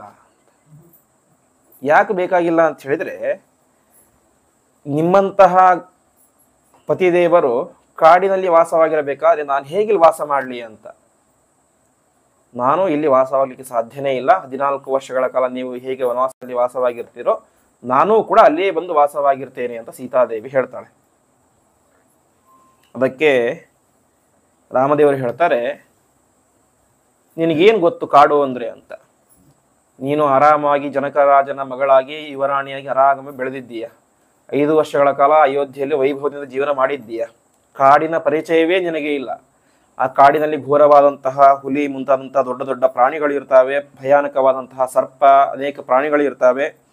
14 ವರ್ಷಗಳ ಕಾಲ ಚಳಿ, ಮಳೆ, ಬಿಸಿಲು ಯಾವುದನ್ನೂ ಲೆಕ್ಕ ಮಾಡದಂತೆ ಅಲ್ಲಿ ಜೀವನವನ್ನು ಮಾಡಬೇಕು. ನೀನು ಬರಲಿಕ್ಕೆ ಸಾಧ್ಯನೇ ಇಲ್ಲ. ನೀನು ಬಂದರೂ ನಾನು ಕರ್ಕೊಂಡು ಹೋಗೋದಿಲ್ಲ. ಹಾಗಾಗಿ ನೀನು ಇಲ್ಲೇ ಇರಬೇಕು, ಅತ್ತೆ ಮಾವಂದಿರ ಸೇವೆ ಮಾಡಬೇಕು, ಪ್ರೀತಿಯಿಂದ ಇಲ್ಲೇ ಇರಬೇಕು ಅಂತ ಹೇಳ್ತಾರೆ. ಅದಕ್ಕೆ ಸೀತೆ ಹೇಳ್ತಾಳೆ, ನೀವು ಇದ್ದರೆ ನನಗೆ ಅಯೋಧ್ಯೆ ಒಂದು ಪಟ್ಟಣ, ಒಂದು ಅರಮನೆ, ಒಂದು ನಗರಿ, ಒಂದು ವೈಭವದ ಜೀವನ ಮಾಡಲಿಕ್ಕಿರುವಂತಹ ಒಂದು ಆವಾಸ ಸ್ಥಾನ. ನೀವು ಹೋಗಿಬಿಟ್ಟರೆ ಅಯೋಧ್ಯೆಯು ಕೂಡ ನನಗೆ ಕಾಡೇ ಇದ್ದಂತೆ. ಹಾಗಾಗಿ ಅಯೋಧ್ಯೆಯಲ್ಲಿ ಇರೋದು ಬೇರೆ ಅಲ್ಲ, ಕಾಡಿನಲ್ಲಿ ಇರೋದು ಬೇರೆ ಅಲ್ಲ. ನೀವು ಎಲ್ಲಿರ್ತಾರೋ ಅದೇ ಅಯೋಧ್ಯೆ, ನೀವು ಎಲ್ಲಿ ಇರೋದಿಲ್ವೋ ಅದೇ ನನಗೆ ಕಾಡು. ಹಾಗಾಗಿ ನಾನು ಕಾಡಿಗೆ ಬಂದೇ ಬರ್ತೇನೆ ಅಂತ ಹೇಳ್ತಾಳೆ. ಇಷ್ಟೆಲ್ಲ ಆಯಿತು. ಇಷ್ಟಾದರೂ ಕೂಡ ಏನಾಗೋದಿಲ್ಲ, ರಾಮದೇವರು ಒಪ್ಕೊಳ್ಳೋದೇ ಇಲ್ಲ. ಕೊನೆಗೆ ಸೀತಾದೇವಿ ಸ್ವಲ್ಪ ಸಿಟ್ಟು ಬರುತ್ತೆ ಅಂತೆ. ಸಿಟ್ಟು ಬಂದು ಅವಳು ಹೇಳ್ತಾಳೆ, ರಾಮಂ ಜಾಮಾತರಂ ಪ್ರಾಪ್ಯ ಸ್ತ್ರೀಯಂ ಪುರುಷ ವಿಗ್ರಹಂ ಅಂತ. ಅವಳು ತುಂಬಾ ಒಂದು ಕಠೋರ ಮಾತನ್ನು ಹೇಳ್ತಾಳೆ. ನೀವು ನನ್ನನ್ನು ಬರಬೇಡ ಬರಬೇಡ ಅಂತ ಹೇಳ್ತಾ ಇದ್ದೀರಿ, ನಿಮ್ಮ ಈ ಮಾತನ್ನು ಕೇಳಿ ನನಗೆ ಒಂದು ಡೌಟ್ ಬರ್ತಾ ಇದೆ ಅಂತ. ಏನು ಡೌಟು ಅಂತ ಹೇಳಿದ್ರೆ, ನನ್ನ ಅಪ್ಪ ನನ್ನನ್ನು ನಿನಗೆ ಮದುವೆ ಮಾಡಿಕೊಟ್ರು. ಯಾಕೆ ಮದುವೆ ಮಾಡಿಕೊಟ್ರು? ನೀನೊಬ್ಬ ಮಹಾಪರಾಕ್ರಮಶಾಲಿಯಾದಂತಹ ರಾಜ. ಅವಳು ಹೇಳ್ತಾಳೆ, ನೀನು ದೊಡ್ಡ ಪರಾಕ್ರಮಶಾಲಿಯಾದಂತಹ ರಾಜ, ಒಳ್ಳೆ ಗುಣವಂತ, ಒಳ್ಳೆ ಪುರುಷ ಸಿಂಹ ಅಂತ ಮದುವೆ ಮಾಡಿಕೊಟ್ರು. ಆದರೆ ನೀನಿವತ್ತು ಆಡ್ತಾ ಇರೋದನ್ನು ನೋಡಿದರೆ ಸ್ತ್ರೀಯಂ ಪುರುಷ ವಿಗ್ರಹಂ, ಗಂಡಿನ ವೇಷದಲ್ಲಿ ಇರುವಂತಹ ಒಬ್ಬ ಹೆಣ್ಣಿಗೆ ನನ್ನನ್ನು ಮದುವೆ ಮಾಡಿಕೊಟ್ಟಿದ್ದಾನೆ ಅಂತ ನನಗೆ ಅನಿಸ್ತಾ ಇದೆ ಅಂತ ಭಾರಿ ಕಠೋರವಾದಂತಹ ಮಾತನ್ನು ಹೇಳ್ತಾಳೆ ಸೀತಾದೇವಿ. ನೀನು ನೋಡಿದರೆ ಯಾವುದೋ ಸುಮ್ಮನೆ ಗಂಡು ವೇಷ ಹಾಕೊಂಡಿದ್ದೀಯಷ್ಟು, ನೀನು ಒಬ್ಬ ಹೆಂಗಸು ಅಂತ ರಾಮದೇವರು ಬೈದು ಬಿಡ್ತಾಳೆ. ಇಷ್ಟು ಹೊತ್ತು ರಾಮದೇವರು ಬೇಡ ಬೇಡ ಅಂತ ಹೇಳ್ತಾ ಇದ್ರು. ಆದರೆ ಯಾವಾಗ ಸೀತಾದೇವಿ ಇಂತಹ ಒಂದು ಕಠೋರವಾದಂಥ ಮಾತನ್ನು ಹೇಳಿದಳೋ ಅಲ್ಲಿಗೆ ರಾಮದೇವರ ಹೃದಯ ಕರಗಿ ಹೋಗ್ಬಿಡ್ತು. ಸರಿ, ನಿನ್ನನ್ನು ಕಡೆಗೆ ಕರೆದುಕೊಂಡು ಹೋಗ್ತೇನೆ ಬಾ ಅಂತ ಕರೆದುಕೊಂಡು ಹೋದರು. ಸೀತಾದೇವಿ ರಾಮದೇವರ ಮೇಲೆ ಏನಂತ ಹೇಳಿದಳು, ಗಂಡಿನ ವೇಷದಲ್ಲಿ ಇರುವಂತ ನೀನೊಬ್ಬ ಹೆಂಗಸು ಅಂತ ಹೇಳಿದಳು. ಯಾಕೆ ಈ ಒಂದು ಮಾತು ಬಂತು, ಸಿಟ್ಟು ಬಂತು ಅಂತ ಹೇಳಿದ್ರೆ, ಪ್ರಧಾನ ಉದ್ದೇಶ ಇಷ್ಟೇ, ನಾನು ಕೂಡ ಕಾಡಿಗೆ ಹೋಗಬೇಕು ಅನ್ನುವಂತಹ ಒಂದೇ ಒಂದು ಉದ್ದೇಶದಿಂದಾಗಿ ಅವಳು ಸ್ವಲ್ಪ ಸಿಟ್ಟಾದಂತವಳು ಅಂತ ನೋಡಿಕೊಂಡು ರಾಮದೇವರ ಮನಸ್ಸು ಕರಗಿಸಬೇಕಾದ್ರೆ ಏನು ಮಾತಾಡಬೇಕು ಅದು ಮಾತಾಡಿದಳು ಅಷ್ಟೇ. ಸರಿ, ರಾಮಚಂದ್ರ ದೇವರು ಸೀತಾದೇವಿಯೊಟ್ಟಿಗೆ ಕಾಡಿಗೆ ಹೋಗಲಿಕ್ಕೆ ಸಿದ್ಧ ಆದರೂ ಲಕ್ಷ್ಮಣ ಹೇಳಿದ, ಅಣ್ಣ ನಾನು ಬರ್ತೇನೆ ಅಂತ. ಲಕ್ಷ್ಮಣನು ಕೂಡ ಹೇಳ್ತಾನೆ, ನಾನು ಕಾಡಿಗೆ ಬರ್ತೇನೆ, ನೀನು ಎಲ್ಲಿರ್ತೀಯೋ ಅದೇ ನನಗೆ ಅಯೋಧ್ಯೆ, ಈ ದುಷ್ಟ ಜನರ ಮಧ್ಯೆ. ಅವನು ಹೇಳ್ತಾನೆ, ಇಂತಹ ಕೆಟ್ಟ ಅಪ್ಪ ದಶರಥ ಮಹಾರಾಜ, ಇಂತಹ ಕೆಟ್ಟ ತಾಯಿ ಕೈಕೇಯಿ, ಇಂತಹ ತಂದೆ ತಾಯಿ ಯಾರಿಗೂ ಜಗತ್ತಿನಲ್ಲಿ ಬೇಡವೇ ಬೇಡ ಅಂತ ಅಷ್ಟು ಸಿಟ್ಟು ಬಂದುಬಿಟ್ಟಿರುತ್ತೆ ಲಕ್ಷ್ಮಣನಿಗೆ. ರಾಮದೇವರು ಒಂದು ಮಾತು ಹೂ ಅಂತ ಹೇಳಿದರೆ ಕೈಕೇಯಿಯನ್ನು ಸಂಹಾರ ಮಾಡಲಿಕ್ಕೆ ಹಿಂದೆ ಮುಂದೆ ನೋಡ್ತಾ ಇರಲಿಲ್ಲ ಯಾರು? ಲಕ್ಷ್ಮಣ. ಆ ರೀತಿಯಾದಂತಹ ಸಿಟ್ಟು ಬಂದುಬಿಟ್ಟಿತ್ತು ಅವನಿಗೆ. ಕೊನೆಗೆ ಒಪ್ಕೊಳ್ಳೋದಿಲ್ಲ, ಆದರೂ ಕೂಡ ಕೊನೆಗೆ ಲಕ್ಷ್ಮಣ ತುಂಬ ಒತ್ತಾಯ ಮಾಡಿದಾಗ ರಾಮಚಂದ್ರ ದೇವರು ಕೂಡ ಒಪ್ಕೊಳ್ಳುತ್ತಾರೆ. ಹೀಗೆ 3 ಜನ, ಸೀತೆ, ರಾಮ, ಲಕ್ಷ್ಮಣ 3 ಜನರು ಕೂಡ ಕಾಡಿಗೆ ಹೋಲಿಕೆ ಅಂತ ತೀರ್ಮಾನ ಮಾಡ್ತಾರೆ.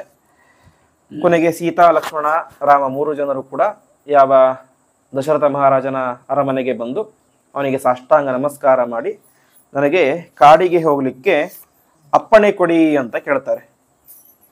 ಕೊನೆಗೆ ದಶರಥ ಮಹಾರಾಜ ಜೋರಾಗಿ ಅಳ್ಳಿಕ್ಕೆ ಶುರು ಮಾಡ್ತಾನೆ.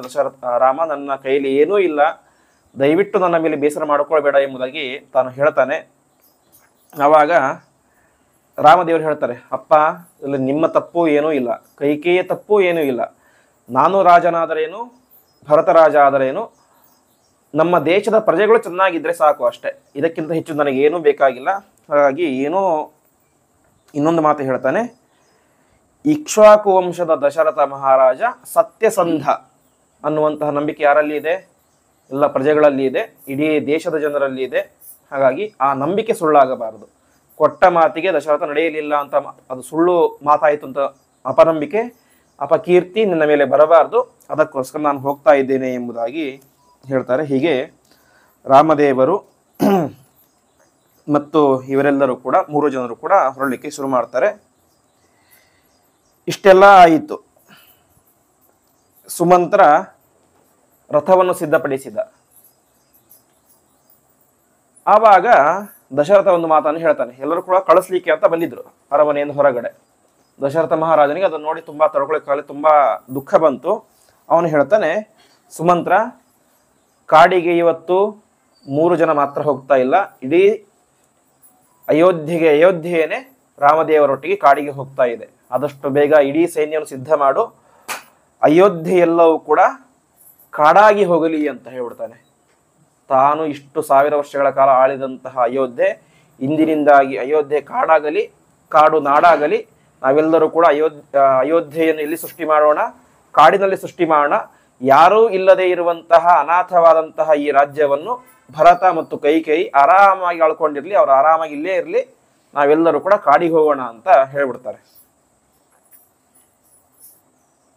ಈ ಮಾತನ್ನು ಕೇಳಿ ಕೈಕೇಯಿಗೆ ಸ್ವಲ್ಪವೂ ದುಃಖ ಆಗೋದಿಲ್ಲ. ಅಂದರೆ ರಾಮನ ಮೇಲೆ ಕರುಣೆ ಬರೋದಿಲ್ಲ, ಅವಳಿಗೆ ಬೇಜಾರಾಗುತ್ತೆ. ಅಯ್ಯೋ, ನಾನು ಹೇಗೆ ಇಲ್ಲಿ ಇರಲಿ ಅಂತ, ನಾನು ಬಯಸಿದ್ದೇನೋ ಭರತ ರಾಜ ಆಗಬೇಕು ಅಂತ. ರಾಜ ಯಾರಿಗಾಗಬೇಕು? ಪ್ರಜೆಗಳಿಗೆ ಆಗಬೇಕು. ಪ್ರಜೆಗಳೆಲ್ಲ ಹೋಗಿ ಅಯೋಧ್ಯೆಯಲ್ಲಿ ಕೂತ್ಕೊಂಡ್ರೆ ಇಲ್ಲೇನು ಮಾಡಬೇಕು ನಾವಿಬ್ಬರು? ಹಾಗಾಗಿ ಅದೆಲ್ಲ ಸಾಧ್ಯ ಇಲ್ಲ, ನೀವೆಲ್ಲರೂ ಕೂಡ ಇಲ್ಲೇ ಇರಬೇಕು ಎಂಬುದಾಗಿ ಹೇಳ್ತಾರೆ. ಆವಾಗ ಶ್ರೀರಾಮ ದಶರಥನಿಗೆ ಹೇಳ್ತಾನೆ, ಅಪ್ಪ, ದಯವಿಟ್ಟು ಆ ರೀತಿಯಂತಹ ದುಡುಕಿನ ನಿರ್ಧಾರವನ್ನು ಮಾಡಬೇಡಿ. ವರ ಇದ್ದದ್ದು ಏನು? ರಾಮ ಕಾಡಿಗೆ ಹೋಗಬೇಕು ಅಂತ. ನಾನೊಬ್ಬ ಕಾಡಿಗೆ ಹೋದರೆ ಸಾಕಾಗಿತ್ತು. ಅದರ ಜೊತೆಗೆ ಈಗ ಸೀತೆ, ಲಕ್ಷ್ಮಣ ಅವರಿಬ್ಬರೇ ಬರ್ತಾ ಇದ್ದಾರೆ. ನಾನು ಅವರಿಬ್ಬರನ್ನೇ ಬೇಡ ಅಂತಂದಿದ್ದೆ. ಇನ್ನು ಇಡೀ ನಿನ್ನನ್ನು ಇಡೀ ಸೈನ್ಯ, ಇಡೀ ಪ್ರಜೆಗಳೆಲ್ಲರೂ ಕೂಡ ಬರೋದು ಸರಿಯಲ್ಲ. ಹಾಗಾಗಿ ಇಂತಹ ನಿರ್ಧಾರ ಬೇಡ.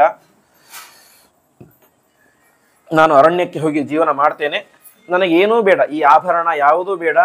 ಜೀವದ ರಕ್ಷಣೆಗೆ ಬಿಲ್ಲು, ಬಾಣ, ಮಾನ ಮುಚ್ಕೊಳ್ಳಿಕ್ಕೆ ಬಟ್ಟೆ ಅಂತ ಬೇರೆ ಯಾವುದೋ ರೇಷ್ಮೆ ಮಡಿ ಅದರ ಯಾವುದು ಬೇಡ. ನಾರು ಮಡಿ 2 ಜೊತೆ ನಾರು ಮಡಿ ಸಾಕು, ಬಿಲ್ಲು ಬಾಣ ಸಾಕು. ಸೇವೆಗೆ ಅಂತ ಲಕ್ಷ್ಮಣ ಇದ್ದಾರೆ, ಸೀತೆ ಇದ್ದಾಳೆ, ಇಷ್ಟೇ ಸಾಕು, ನಾವೆಲ್ಲರೂ ಕೂಡ ಅಲ್ಲಿಗೆ ಹೋಗ್ತೇವೆ ಅಂತ. ಇಷ್ಟೆಲ್ಲ ಆಯಿತು. ಈ ಸಂದರ್ಭದಲ್ಲಿ ಸೀತಾದೇವಿ ಒಂದು ಮಾತು ಹೇಳ್ತಾಳೆ. ರಾಮದೇವರು ತಮ್ಮ ಬಟ್ಟೆಯನ್ನು ಬಿಟ್ಟು ಆ ಒಂದು ನಾರು ಮಡಿ ಉಟ್ಕೊಂಡ್ರು. ಸೀತಾದೇವಿ ಹೇಳ್ತಾಳೆ, ಹಾಗಾಗಿ ನಾನು ನಾರು ಮಡಿ ಉಟ್ಕೊಳ್ತೇನೆ ಅಂತ. ಗಂಡ ಯಾವ ರೀತಿಯಾಗಿರ್ತಾರೋ ನಾನು ಅದೇ ರೀತಿಯಾಗಿರ್ತೇನೆ, ನನಗೂ ನಾರು ಮಡಿ ಬೇಕು ಅಂತ. ರಾಮದೇವರು ಬೈತಾರೆ, ನಿನಗೆ ತಲೆ ಕೆಟ್ಟಿದೇನಾ? ನಿನಗೆ ನಾರು ಮಡಿ ಹೇಗಿರುತ್ತೆ ಅಂತಲೇ ಗೊತ್ತಿಲ್ಲ. ಒಳ್ಳೆ ಯುವರಾಣಿ ನೀನು, ರಾಜನ ಈ ಒಂದು ವೇಷದಲ್ಲಿ ಇರಬೇಕು ಅಂತ.